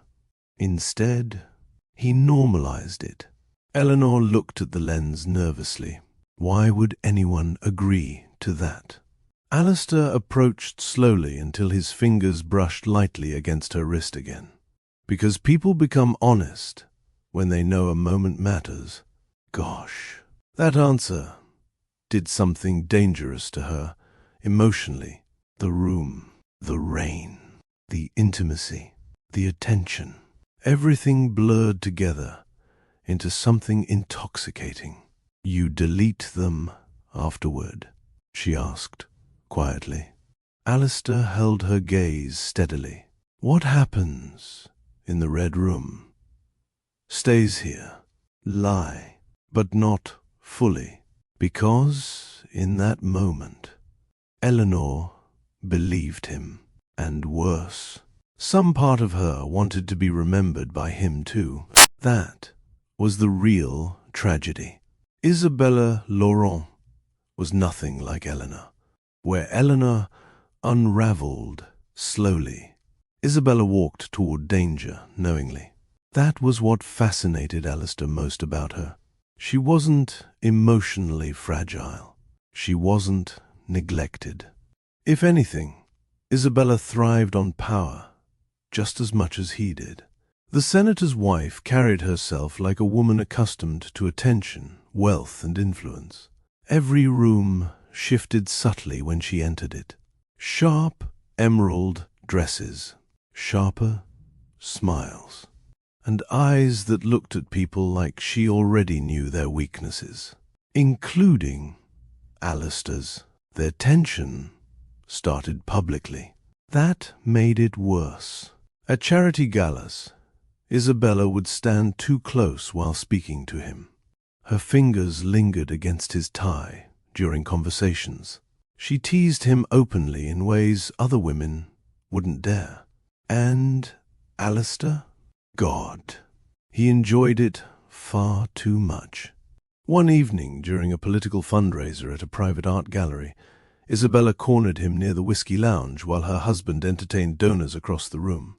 You know, she murmured softly, while adjusting his cufflink casually, people talk about you constantly. Alistair smirked faintly. Only constantly. Isabella laughed quietly. The women, especially, interesting. Alistair leaned lightly against the marble wall behind him. And what exactly do they say? Her eyes moved slowly across his face. That you make women reckless. Silence. Heavy silence.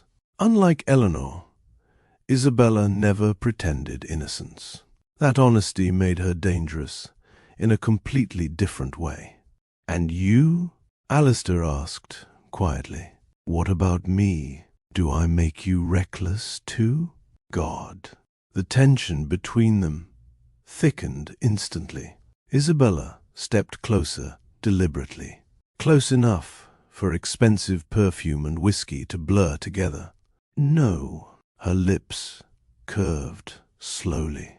You make me curious. That answer stayed with him. Because curiosity leads people into dangerous places just as easily as loneliness does. Weeks later, Isabella began texting him late at night. Not emotional conversations, provocations. You looked bored tonight. Isabella, or your wife watches people carefully when she's suspicious. Isabella. That message unsettled him slightly. Not because he feared Vivienne yet, but because Isabella noticed too much. One rainy evening after another political dinner, Isabella found Alistair alone outside the venue beneath the hotel awning, while black cars lined the street. "You're avoiding people again," she observed while stepping beside him. "I like quiet." "No." Her eyes held his steadily. "You like control." "Interesting." Alistair turned toward her slowly. "And you enjoy challenging it?" A slow smile touched Isabella's lips. "Maybe." Thunder rolled overhead, while rain blurred Manhattan behind them. For several seconds, neither moved. Neither looked away. And somehow, the silence between them felt more intimate than conversation. "You know what I think?" Isabella murmured softly. "What?" "I think women mistake you for emotional safety when you're actually emotional chaos." God, that line nearly made him laugh. Because, finally, someone understood him a little, and instead of fearing it, she stepped closer. "You should stop looking at me like that," Alistair said quietly. "Like what?" "Like you already know what happens next." Isabella tilted her head slightly. "Don't I?" The air shifted instantly. Sharp. Dangerous. Unlike Clara or Eleanor, this wasn't built on emotional healing. This was attraction mixed with ego and temptation. Power. Recognizing power. Alistair opened the passenger door of his car slowly. "You coming?" Isabella glanced briefly toward the crowded hotel behind them, then back at him. "You're very bad for me." "Probably." She smiled faintly before getting inside anyway. The drive through Manhattan felt different from Eleanor's. Less emotional, more charged. Their knees brushed occasionally during turns. Isabella's fingers tapped lazily against her wine glass, while jazz played softly through the speakers. "You know," she murmured, "eventually, most men become intimidated by me. Eventually." Alistair glanced toward her briefly. "I'm not most men." "No." Her gaze darkened slightly. "That's becoming the problem." When they finally arrived at the private penthouse building, Isabella stepped out slowly beneath the rain while studying the elegant exterior. "A secret apartment," she mused softly. "How unoriginal of you." Alistair smirked faintly. "You'll like this one." The elevator ride upstairs felt thick with anticipation. No pretending now. No confusion. Just tension, waiting for permission. When the doors opened, Isabella stepped into the red room and stopped immediately. Amber lighting glowed against crimson walls, while Manhattan stretched endlessly beyond the windows like liquid gold. Jazz drifted softly through hidden speakers. Velvet, whiskey, rain. The room felt intimate in a dangerously intentional way. "Oh." For the first time all night, Isabella looked genuinely affected. Alistair watched her carefully. "Disappointed?" "No." Her eyes moved slowly across the room. "This is worse." Interesting answer. She walked farther inside while removing her gloves slowly. "Women fall in love with you here, don't they?" The directness of the question almost amused him. "Sometimes." Isabella laughed quietly. "And you let them?" "No." His eyes settled steadily on her. "They choose to God. That answer sent heat through her chest, because it sounded cruel and honest at the same time. You know what's terrifying about you? She whispered. What? You never force anything. Alistair approached slowly until only inches separated them. That's because people reveal themselves willingly when they feel safe enough. Silence. Heavy silence. Then Isabella touched him first, fingers sliding slowly along his jaw, while rain rolled against the windows behind them. And unlike the other women, she looked completely aware of what she was doing. That line probably destroys women emotionally, she murmured softly. Only the ones pretending they don't want this. God, the arrogance in him should have disgusted her. Instead, it thrilled her. Alistair kissed her slowly beneath the amber glow of the room, while jazz wrapped around them like smoke. The kiss felt different from the others. Less emotional vulnerability, more temptation, more challenge. Isabella pulled away briefly afterward, eyes drifting toward the bookshelf, toward the camera. A slow smile touched her lips. There it is. Alistair followed her gaze calmly. You noticed? Please. She laughed softly. A room this seductive was always going to have an audience. Interesting. Unlike the others, Isabella wasn't startled by the camera.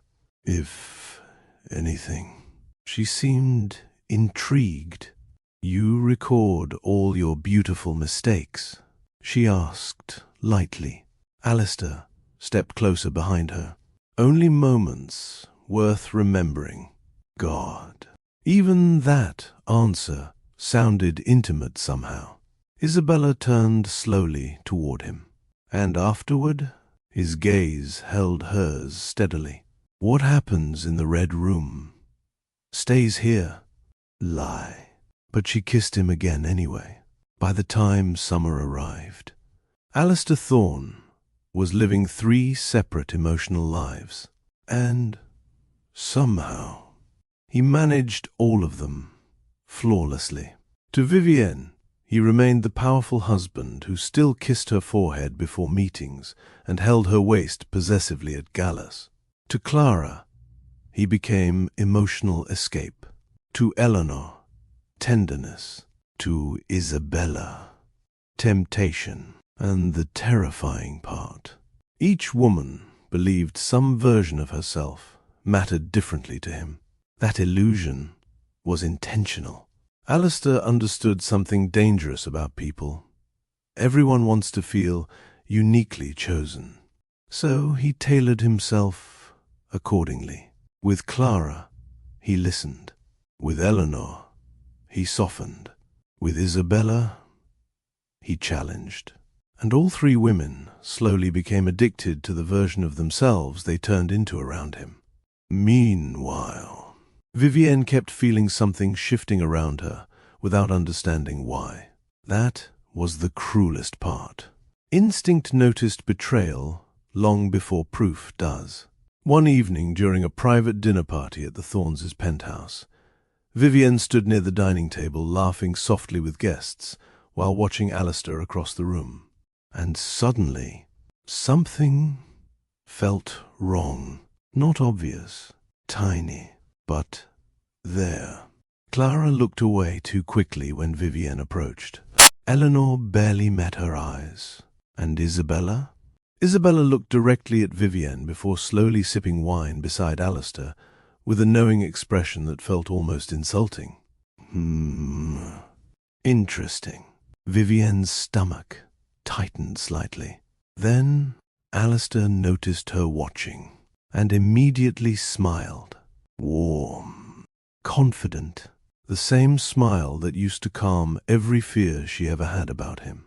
But lately, it wasn't working as well anymore. You're staring again, Clara whispered playfully once Vivienne joined her near the bar. Vivienne forced a small laugh. "At my husband." Clara smirked faintly. "He attracts attention." God. Something about the answer unsettled her. Not the words, the tone. Too careful, too aware. Meanwhile, across the room, Alistair's phone buzzed softly in his pocket. "Isabella, your wife notices more than the others." A faint smile touched his lips briefly. Dangerous woman. Later that night, after guests left, Vivienne entered their bedroom slowly while removing earrings in front of the mirror. Alistair loosened his tie behind her. "You were quiet tonight." Vivienne met his reflection through the mirror. "So were you." "Interesting." He walked toward her, slowly. "What's that supposed to mean?" Vivienne hesitated briefly. "Because even now, some part of her still wanted reassurance instead of truth." "I don't know," she admitted softly. "I just feel like something's changed lately." For 1 second, actual guilt flickered across Alistair's face. Tiny. Gone. Quickly. Then his hands settled gently against her waist. "You're imagining distance because I've been working too much." Lie. And, unfortunately, he delivered lies beautifully. Vivienne leaned back against him slightly, while his lips brushed softly against her shoulder. God, she still loved him. That was the problem. Even while feeling emotionally disconnected from him lately, she still melted when he touched her tenderly. "You know what's strange?" she whispered quietly. "What?" "I miss you, even when you're standing right beside me." Silence. Heavy silence. Alistair's jaw tightened slightly against her shoulder, because somewhere beneath all his manipulation, some twisted part of him did love Vivienne. Possessively, selfishly, but real enough to complicate things. He turned her gently toward him before kissing her slowly beneath warm bedroom lights. And for a moment, he almost hated himself. Almost. The next morning, Clara woke to 3 unread messages from Alistair. "Come see me today. At then Red Room, 4 p.m. And finally, wear the black dress at God." The control in those messages should have disturbed her. Instead, her pulse quickened embarrassingly fast. That was becoming the real danger now. The women no longer simply responded to Alistair. They anticipated him, craved him, waited for him. And Alistair, he enjoyed that dependency more than he should have. At exactly 4 that afternoon, Clara stepped into the private elevator leading toward the Red Room, wearing the black silk dress he requested.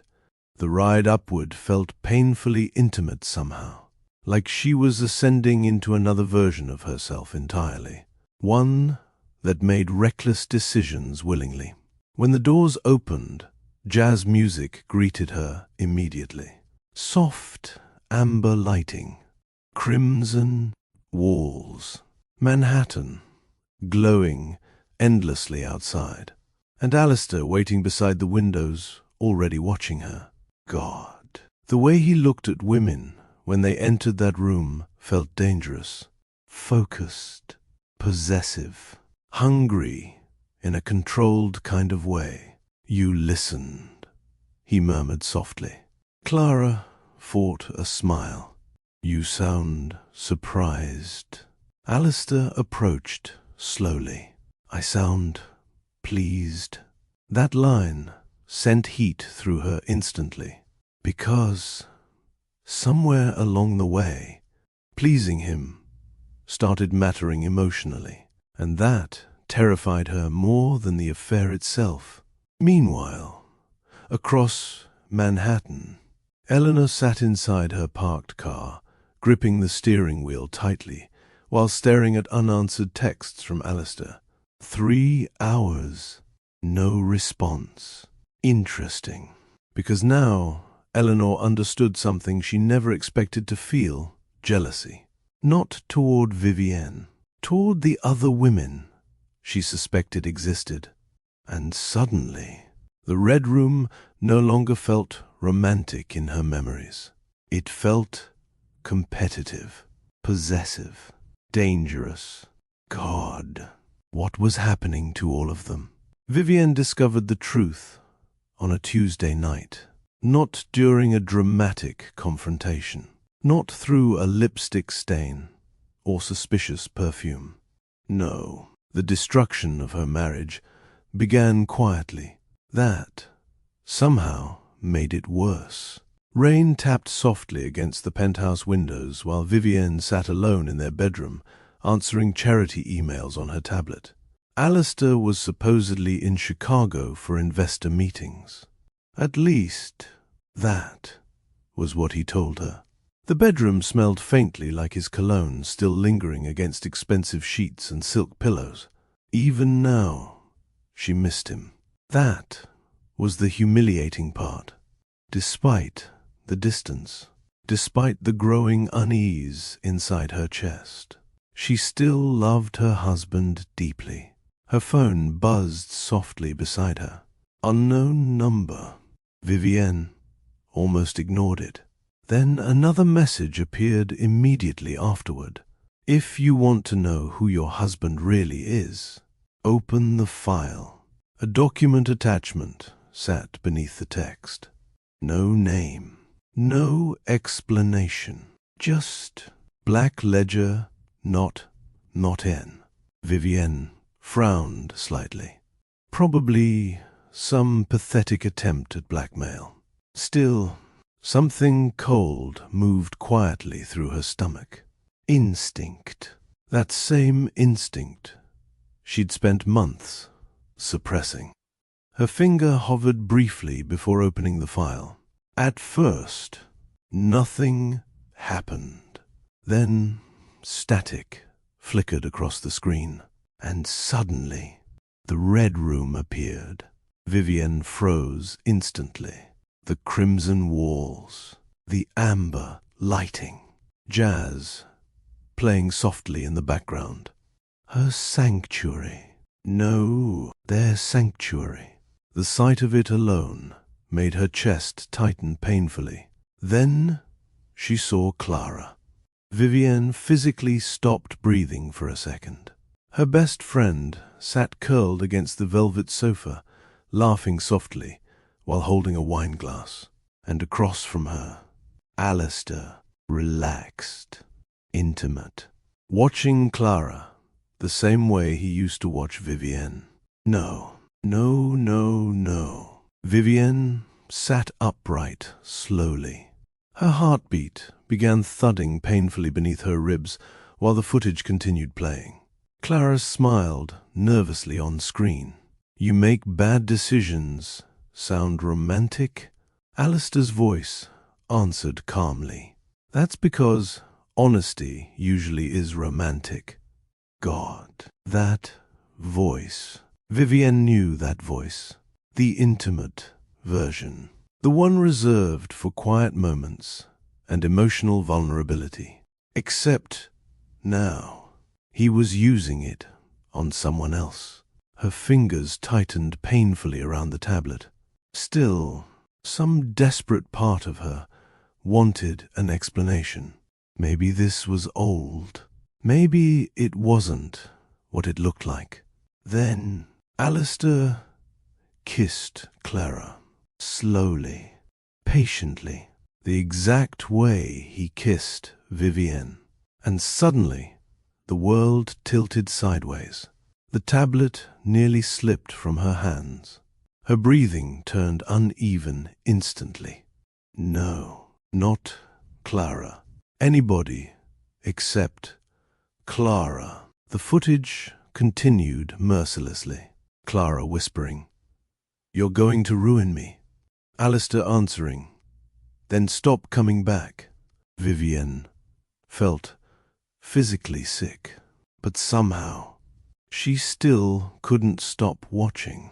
That was the horrifying part. Pain glued her there. The screen shifted abruptly. Another video. Eleanor. Vivienne's stomach dropped violently. No. Oh, God. No. Eleanor stood inside the red room near the windows, while Alistair touched her waist slowly beneath amber lighting. The intimacy between them felt unmistakable, personal, careful, and suddenly Vivienne understood something terrifying. This wasn't random cheating. This was a pattern, a system, a collection.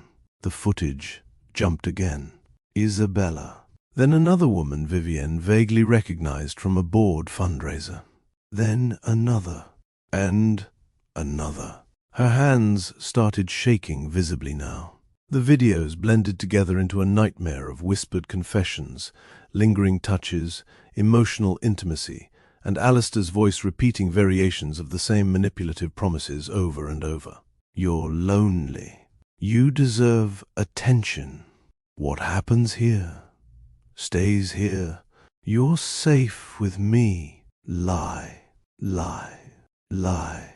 God. How many women were there? How long had this been happening? Vivienne stood abruptly from the bed, breathing hard now. The room suddenly felt too small around her, too hot. She walked toward the bathroom sink, gripping the edge tightly, while nausea rolled through her stomach. Then her phone buzzed again.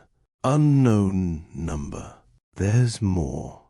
Another file appeared. Black Ledger Archive. .zip. Vivienne stared at it for several long seconds before opening it slowly. Folders. Dozens of folders, each labeled carefully with names and dates. Clara, Eleanor, Isabella, employee wives, board associates. Her blood ran cold. This wasn't just cheating. This was cataloging, organizing, preserving. The realization hit her like physical violence. Alistair didn't merely betray women emotionally. He collected them. The next video opened automatically. This time, Clara noticed the camera. You're deleting this afterward, right? Alistair smiled faintly from behind the lens. What happens in the red room stays here. Vivienne's vision blurred instantly, because Clara trusted him. They all trusted him. Even while crossing lines they shouldn't have crossed. They trusted him. And Alistair, he kept everything. Every vulnerable confession. Every intimate moment. Every betrayal. Stored permanently like trophies. Who sent this to her? One answer surfaced immediately. Someone inside the system finally turned against him. Interesting. Vivienne returned slowly to the bedroom before sitting motionless on the edge of the bed. Shock settled first. Cold. Heavy. Then came grief. Real grief. Because suddenly every memory with Alistair became contaminated. The red room, their dances, their intimacy, their private world. He turned all of it into something corrupted. And worst of all, she still loved him. That realization shattered her completely. A broken sound escaped her throat before she covered her mouth quickly. God, how could someone love and hate the same person this violently at once? Her phone buzzed again. This time, Alistair. Landing tomorrow morning. Miss you. Vivienne stared at the message for a very long time. Then slowly, for the first time in years, she stopped seeing Alistair as her husband. and started seeing him clearly. A predator, careful, patient, emotionally surgical, and suddenly, something inside Vivienne changed. Not loudly, not dramatically, quietly, dangerously.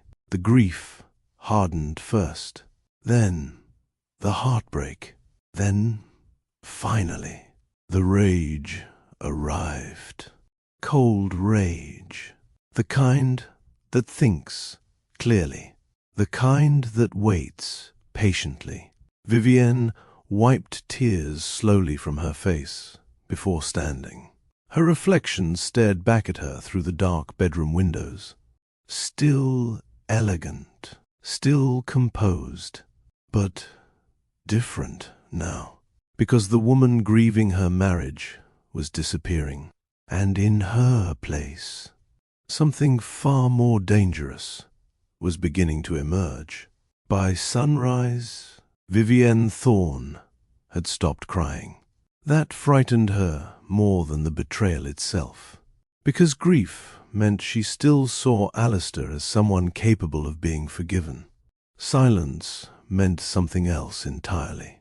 The city glowed pale silver beyond the penthouse windows, while Vivienne sat alone in the dark wearing one of Alistair's white dress shirts. The black ledger remained open across her laptop screen. Folders, videos, names. Years of manipulation hidden behind charm and expensive suits. How many nights had she slept beside a man she never truly knew? Her phone buzzed softly again. Alistair. Car picks me up from the airport at 8. Dinner tonight? Vivienne stared at the message calmly now. No shaking hands. No tears. Interesting, because the pain was still there. But something colder had settled on top of it. A dangerous kind of clarity. For the first time in years, Vivienne stopped reacting emotionally to Alistair and started studying him instead. That changed everything.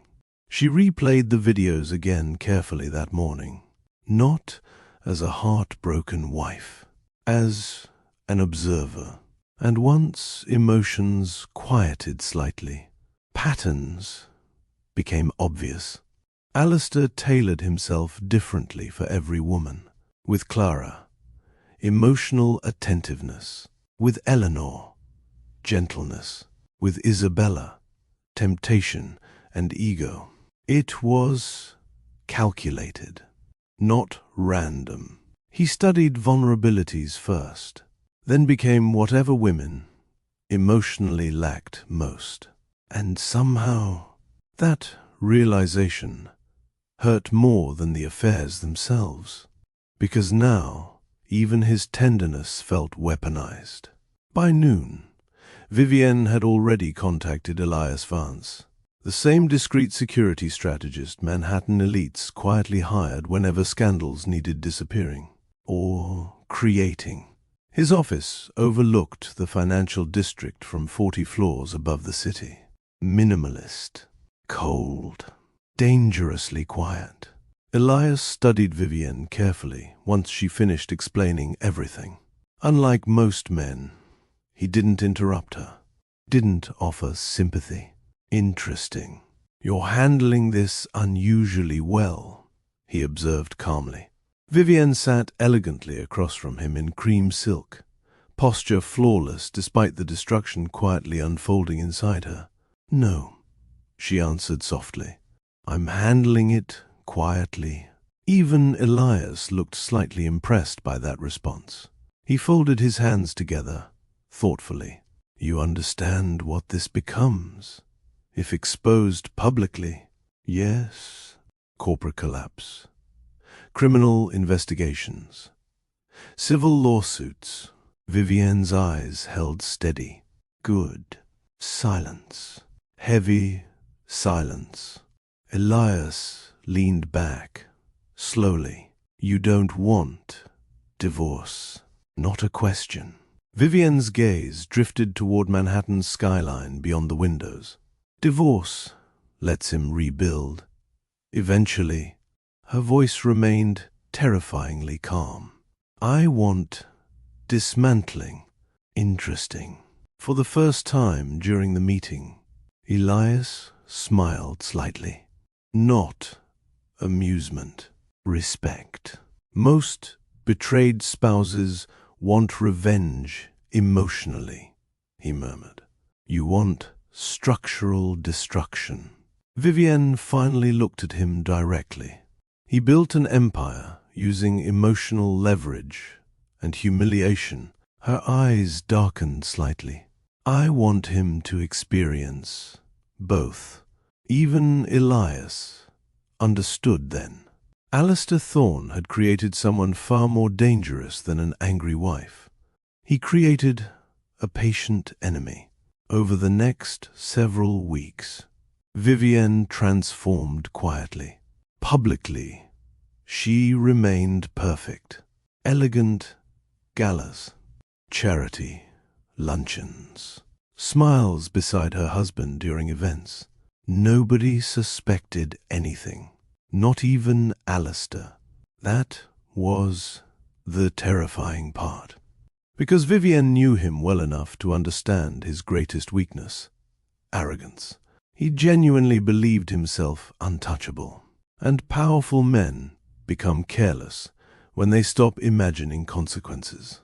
One evening during dinner, Alistair sat across from Vivienne discussing investor expansions while she poured wine calmly into his glass.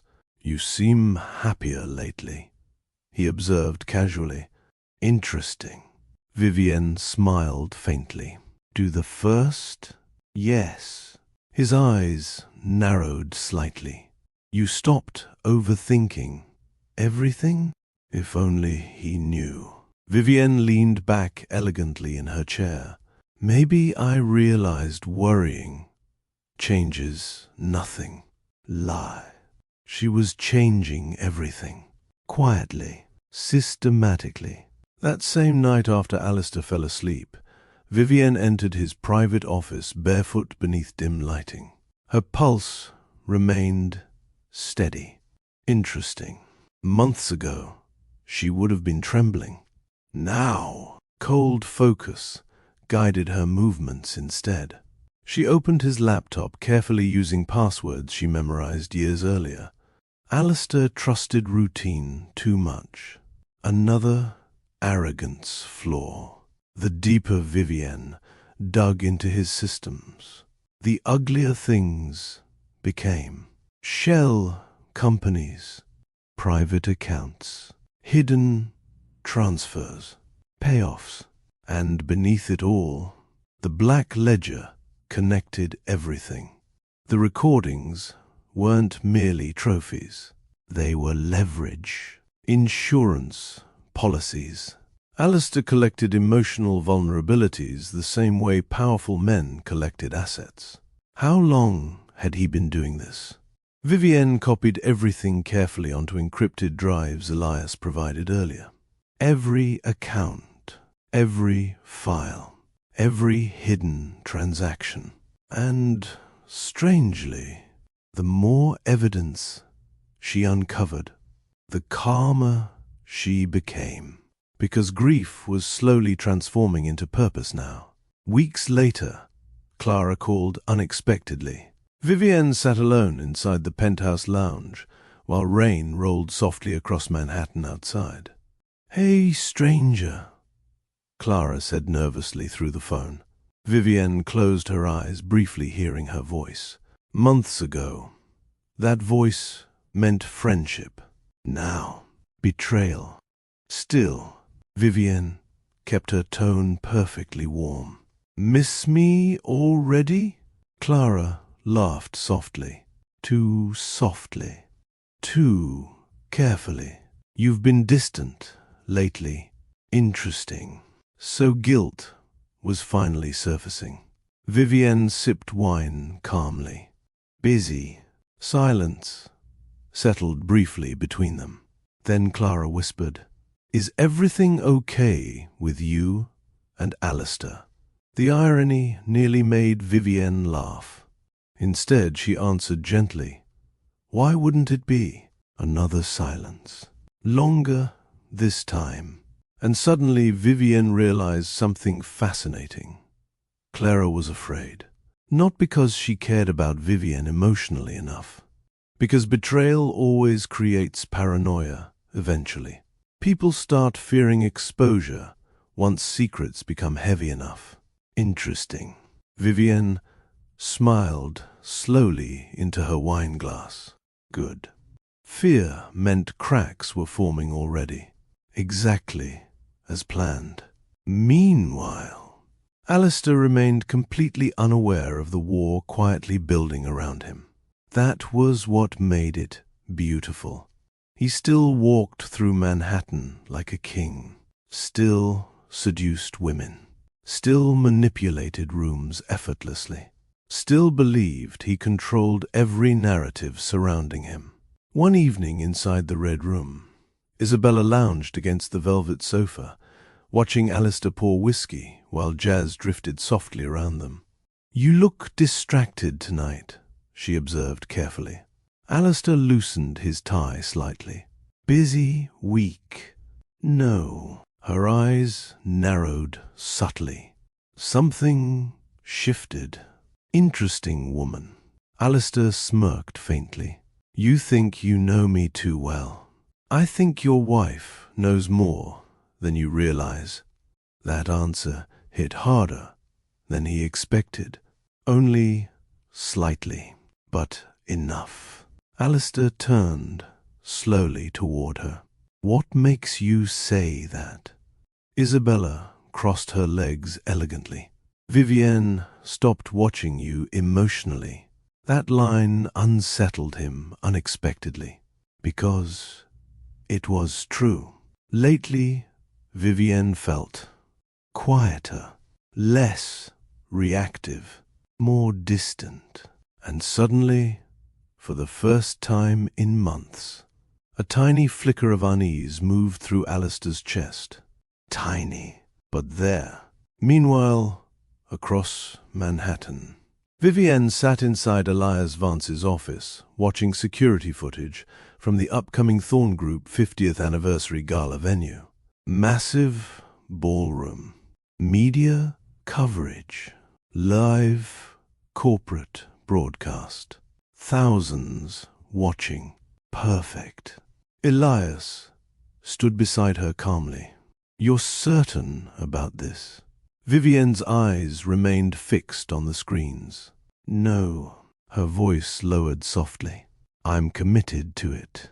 Then, finally, for the first time since discovering the Black Ledger, Vivienne smiled. Coldly, because Alistair still believed he was the predator. And soon, the whole world would watch him become prey. The night of the Thorne Group's 50th anniversary gala arrived wrapped in gold, diamonds, and deception. Manhattan's elite flooded the grand ballroom like royalty returning to a palace. Politicians, investors, celebrities, board members, media crews, every powerful person connected to the Thorne Empire stood beneath crystal chandeliers celebrating the man who built it all. Alistair Thorne, and, oh my, he looked untouchable. Custom black tuxedo, perfect smile, the confidence of a man who believed the world still belonged to him. Camera flashes exploded constantly while reporters shouted questions near the entrance. "Mr. Thorne, over here." "Sir, one picture with your wife." Alistair turned smoothly toward the cameras before pulling Vivienne closer against him. Possessive, elegant, perfect. The crowd practically sighed watching them together, because even now they looked devastatingly beautiful beside each other. Vivienne wore silver tonight, soft shimmering silk hugging her body like liquid moonlight, while diamonds rested elegantly against her throat. She looked calm, too calm. And somewhere deep down, That should have frightened Alistair more than it did. "You look incredible," he murmured against her ear, while cameras flashed around them. Vivienne smiled faintly. "So do you lie?" All she could see now was the man behind the mask, the liar, the collector, the predator hiding beneath polished charm. But Alistair noticed none of it. That was the tragedy of arrogant men. They stop studying the people who love them because they assume loyalty guarantees blindness. Inside the ballroom, live orchestra music floated through the air, while giant LED screens displayed Thorne Group achievements behind the massive stage. Everything gleamed with wealth and power, exactly how Alistair liked it. Vivienne moved gracefully through the crowd greeting guests, while quietly observing everyone connected to the Black Ledger. Clara arrived first. Nervous smile, tight shoulders, avoiding eye contact too carefully. Interesting. Eleanor entered beside Arthur, wearing deep emerald silk, elegance barely concealing anxiety beneath her composure. And Isabella. Isabella looked directly at Vivienne the moment she entered. Sharp eyes, knowing expression, like she sensed danger already. "Smart woman. You're quiet tonight," Clara whispered, while standing beside Vivienne near the champagne tower. Vivienne smiled softly. "Am the first a little—" Clara hesitated briefly before lowering her voice. "Is everything okay?" The hypocrisy nearly made Vivienne laugh. Instead, she touched Clara's hand gently. "Better than okay." And somehow that answer unsettled Clara more. Across the ballroom, Alistair stood surrounded by investors while speaking effortlessly about expansion plans and legacy projections. People admired him instinctively. That was part of his power. He made confidence look trustworthy. Meanwhile, hidden beneath the ballroom stage, Elias Vance's team quietly finalized connections into the gala's media systems. Video feeds, audio controls, broadcast, synchronization, everything ready, all waiting for Vivienne's signal. 1 hour later, dinner concluded beneath applause and champagne toasts. The ballroom lights dimmed slightly as the orchestra softened into elegant background music. Then the announcer's voice echoed through the room. "Ladies and gentlemen, please welcome the CEO of Thorne Group, Mr. Alistair Thorne." Thunderous applause erupted instantly. Alistair adjusted his cufflinks before walking confidently toward the stage. He looked magnificent tonight, and Vivienne hated herself briefly for still noticing. The massive LED screens behind him glowed gold, displaying company logos and family photographs carefully curated for the occasion. Perfect husband, perfect leader, perfect empire, all lies. Alistair smiled smoothly at the audience while gripping the microphone. For 50 years, his voice filled the ballroom effortlessly. The Thorne Group has stood on principles of integrity, loyalty, and family. Interesting choice of words. Vivienne stood quietly near the back of the ballroom now, one hand resting lightly against the sleek black tablet Elias prepared for her earlier. Her pulse remained terrifyingly calm. No shaking, no fear, just cold focus. Alistair continued speaking confidently on stage. "My father believed success means nothing if you cannot trust the people beside you. God, the irony." The audience listened attentively while cameras broadcast the speech live across financial networks and streaming platforms worldwide. Meanwhile, Vivienne watched Clara gripping her wine glass nervously. Eleanor avoiding Alistair's eyes completely. Isabella staring directly at Vivienne now. And suddenly, Vivienne realized Isabella knew. Not specifics, but enough. Interesting. Alistair smiled warmly at the audience. Because loyalty, Vivienne's thumb hovered above the screen, is the foundation of every lasting empire. Click. The ballroom screens flickered instantly. Alistair paused mid-sentence. Confused murmurs rippled softly through the crowd. Then the company logo disappeared. Static flashed briefly across every massive screen in the ballroom. And suddenly, Clara appeared. The red room glowed behind her, while soft jazz drifted faintly through the speakers. The entire ballroom froze. Absolute silence. Even breathing seemed to stop. On screen, Clara laughed softly while Alistair's voice filled the room clearly. You only feel guilty because you enjoy this more than you expected. The crowd gasped collectively. Alistair physically froze on stage. His face drained of color instantly. No, no, no, no. Vivienne watched realization hit him in real time, and for the first time in years, Alistair Thorne looked afraid. Real fear. Not irritation, not anger. Fear. The footage continued mercilessly. Clara whispering, "You promised these videos stay private." Alistair answering calmly, "What happens in the red room stays here." The ballroom erupted into chaos immediately. Marcus Bennett stood violently from his table, staring at the screens in disbelief. Clara. The devastation on his face almost made Vivienne look away. Almost. Then the footage shifted. Eleanor appeared next. Arthur Hale's expression collapsed instantly beside her. Another collective gasp swept through the room. Then Isabella. Then another woman. Then another. The black ledger unfolded publicly across enormous screens, while Alistair's own voice echoed through the ballroom, exposing every manipulation, every lie, every betrayal.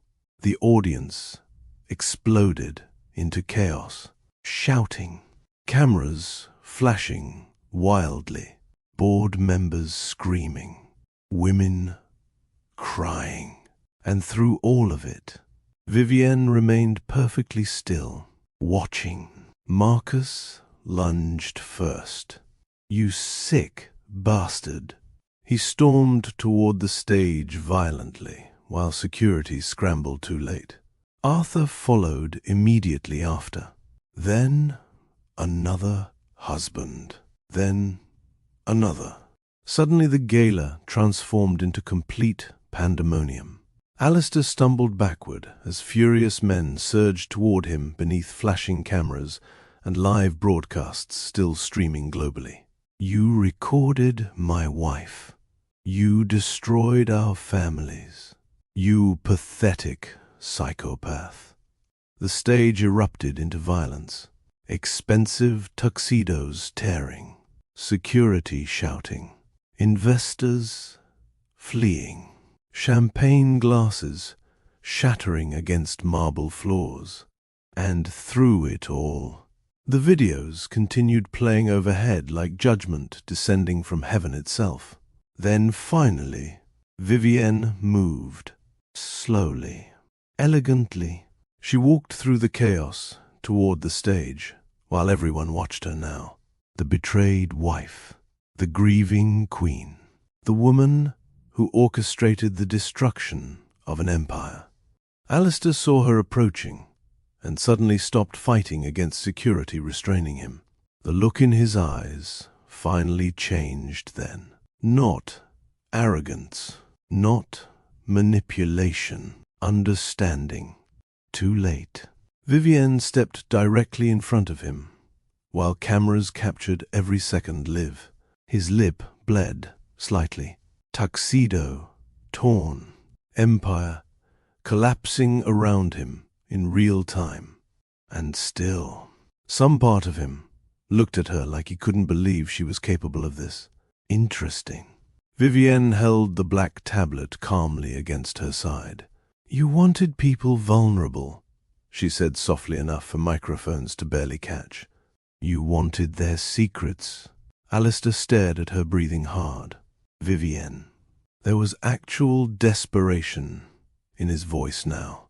The same man who manipulated everyone finally sounded powerless. Vivienne stepped closer. Her eyes held his steadily, coldly. "So I decided to show the world yours instead." The ballroom had become a war zone. Security shouted over one another, while camera flashes exploded endlessly across the chaos. Wealthy elites scrambled toward exits. Reporters screamed into microphones, and somewhere near the stage, Clara sobbed openly while Marcus stared at her like he no longer recognized the woman he married. But none of that held Alistair's attention anymore. Only Vivienne, standing directly in front of him beneath shattered pieces of his empire. Gosh, he had underestimated her completely. And suddenly, he understood the most dangerous thing about betrayal. The quiet ones plan longer. "Vivienne," he said again. Voice rougher this time.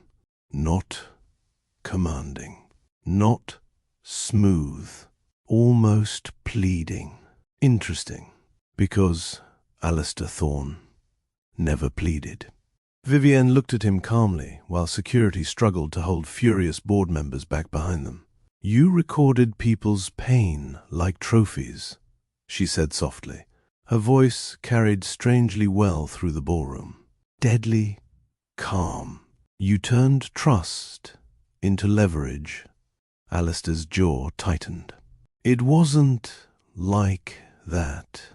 Lie.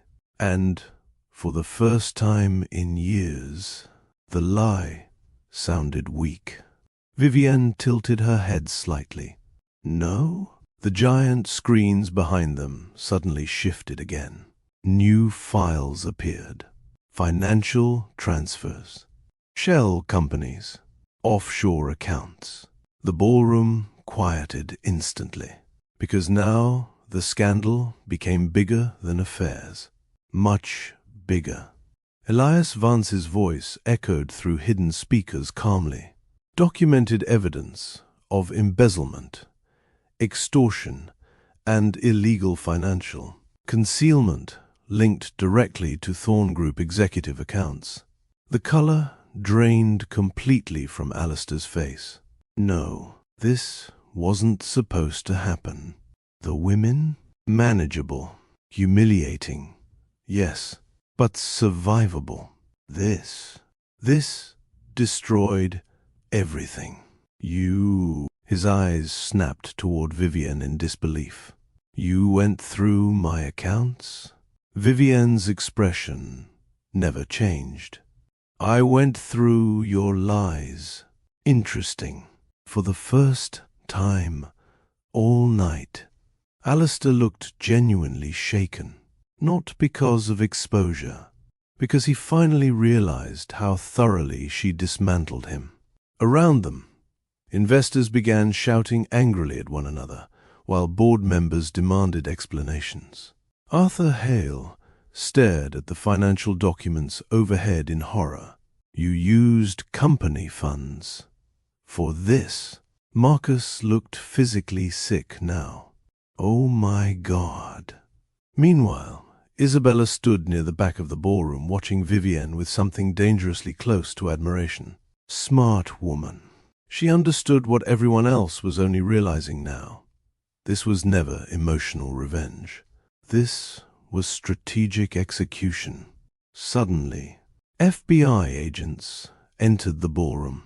Sharp, dark suits. Federal badges flashing beneath chandelier lights. The room erupted again. Instantly, reporters practically surged forward. FBI. Oh my God. Is Alistair Thorne being arrested? Alistair turned sharply toward Vivienne. Real panic finally entered his eyes fully then. Not controlled fear, not calculated concern. Primal panic. You called the FBI? Vivienne met his gaze steadily. No. Her voice lowered softly. I handed them evidence. That line landed like a knife. The lead agent approached calmly through the chaos. Alistair Thorne. Security loosened slightly around him. The agent pulled out handcuffs. You are under federal investigation for financial fraud, coercion, illegal surveillance retention, and corporate embezzlement. Gasps exploded throughout the ballroom again. Alistair looked at Vivienne, desperately now. Actually, desperately. Vivienne, listen to me. No, interesting. That single word hit him harder than the arrest itself. Because, finally, she wasn't emotionally reachable anymore.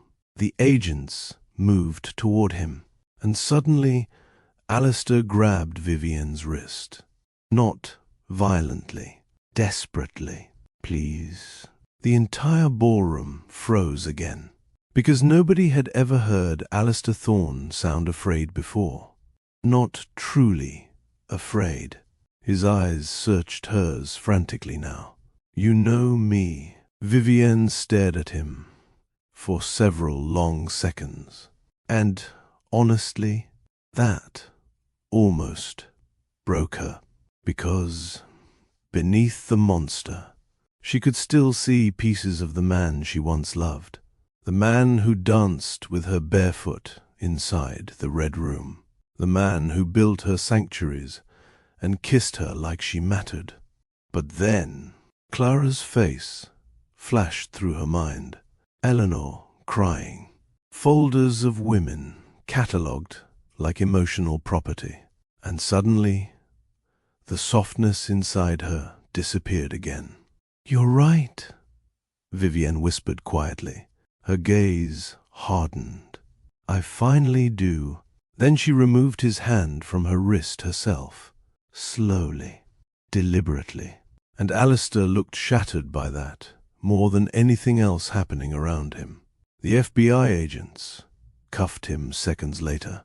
The metallic click echoed loudly through the ballroom. The sound felt surreal. Alistair Thorne, the King of Manhattan, reduced to handcuffs beneath flashing cameras and public humiliation. Reporters screamed questions instantly. Did you blackmail these women? How long was the Red Room operating? Did your wife expose you? Mr. Thorne. Mr. Thorne. But Alistair barely heard any of it. His eyes stayed fixed on Vivienne, while agents escorted him toward the exits. And for the first time, since she met him years ago, he looked powerless, truly powerless. Interesting. As he reached the ballroom doors, he stopped suddenly, turned slightly toward her one last time. The devastation in his expression almost looked human. Then, quietly, so quietly, only she heard it, he asked, Did you ever love me at all?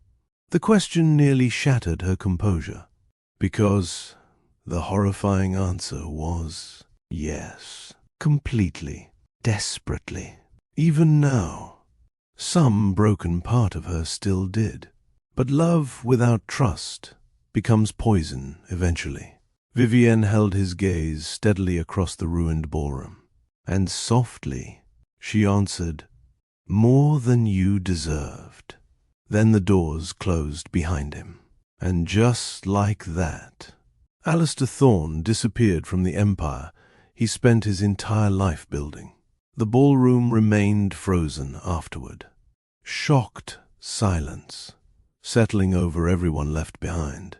Broken marriages, destroyed reputations, ruined friendships, lives permanently altered. And at the center of all of it stood Vivienne, alone beneath glittering chandeliers and shattered illusions, victorious, but not untouched. Because revenge doesn't heal people. It simply redistributes pain. And somewhere deep inside her chest, Vivienne realized something heartbreaking. Destroying Alistair hurt almost as much as loving him once did. If someone betrays you repeatedly, manipulates people emotionally, and destroys trust from the inside out, do you think public humiliation is justified? Or do you think Vivienne went too far? And honestly, what hurt more in this story? The cheating or the fact that Alistair turned emotional vulnerability into a weapon? Comment your thoughts down below. 3 months after the gala, Manhattan still whispered about the downfall of Alistair Thorne like it was urban legend. The scandal consumed everything. Financial headlines, political circles, luxury gossip blogs, courtrooms, podcasts. Everywhere people repeated the same question. How did the most powerful man in New York lose everything in a single night? But the people closest to the truth understood something the media never fully did. Alistair didn't lose everything in one night. He lost it slowly. The moment he started believing people existed to be emotionally used instead of genuinely loved. That was when destruction truly began. The Thorne Group stock collapsed almost immediately after the gala. Board members resigned publicly. Investors fled. Federal investigations widened. And one by one, the powerful men who once protected Alistair started protecting themselves instead. Interesting how quickly loyalty disappears once power weakens. Marcus Bennett testified first. Then Arthur Hale. Then several executives tied to Alistair's hidden financial network quietly cooperated with investigators to save themselves. Meanwhile, the women from the Black Ledger vanished from public life almost overnight. Clara moved out of the Bennett estate within weeks. Paparazzi caught photos of her, once outside a private clinic looking exhausted and emotionally hollow. Eleanor filed for separation, quietly from Arthur. Not because she stopped loving him, but because shame poisoned everything between them now. And Isabella, God. Isabella simply disappeared from Manhattan society entirely. No explanation, no statement. Smart woman. She understood survival better than the others. But Vivienne became something else completely. Not a victim. Not merely the betrayed wife. A symbol.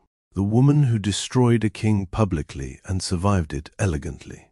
And honestly, that frightened people more than the scandal itself. One rainy morning, Vivienne stepped out of a black car in front of Thorne Group headquarters, wearing cream silk and sharp heels, while cameras exploded around her instantly. Mrs. Thorne, are you taking over the company? Did you know about the affairs for years? Will you divorce him? Vivienne paused briefly at the building entrance. The same building Alistair once walked into like he owned the world. Interesting. Now, everyone looked at her instead. Power shifts quietly sometimes. She turned calmly toward reporters. The Thorne Group will continue operating under new leadership. No emotion. No dramatic speeches.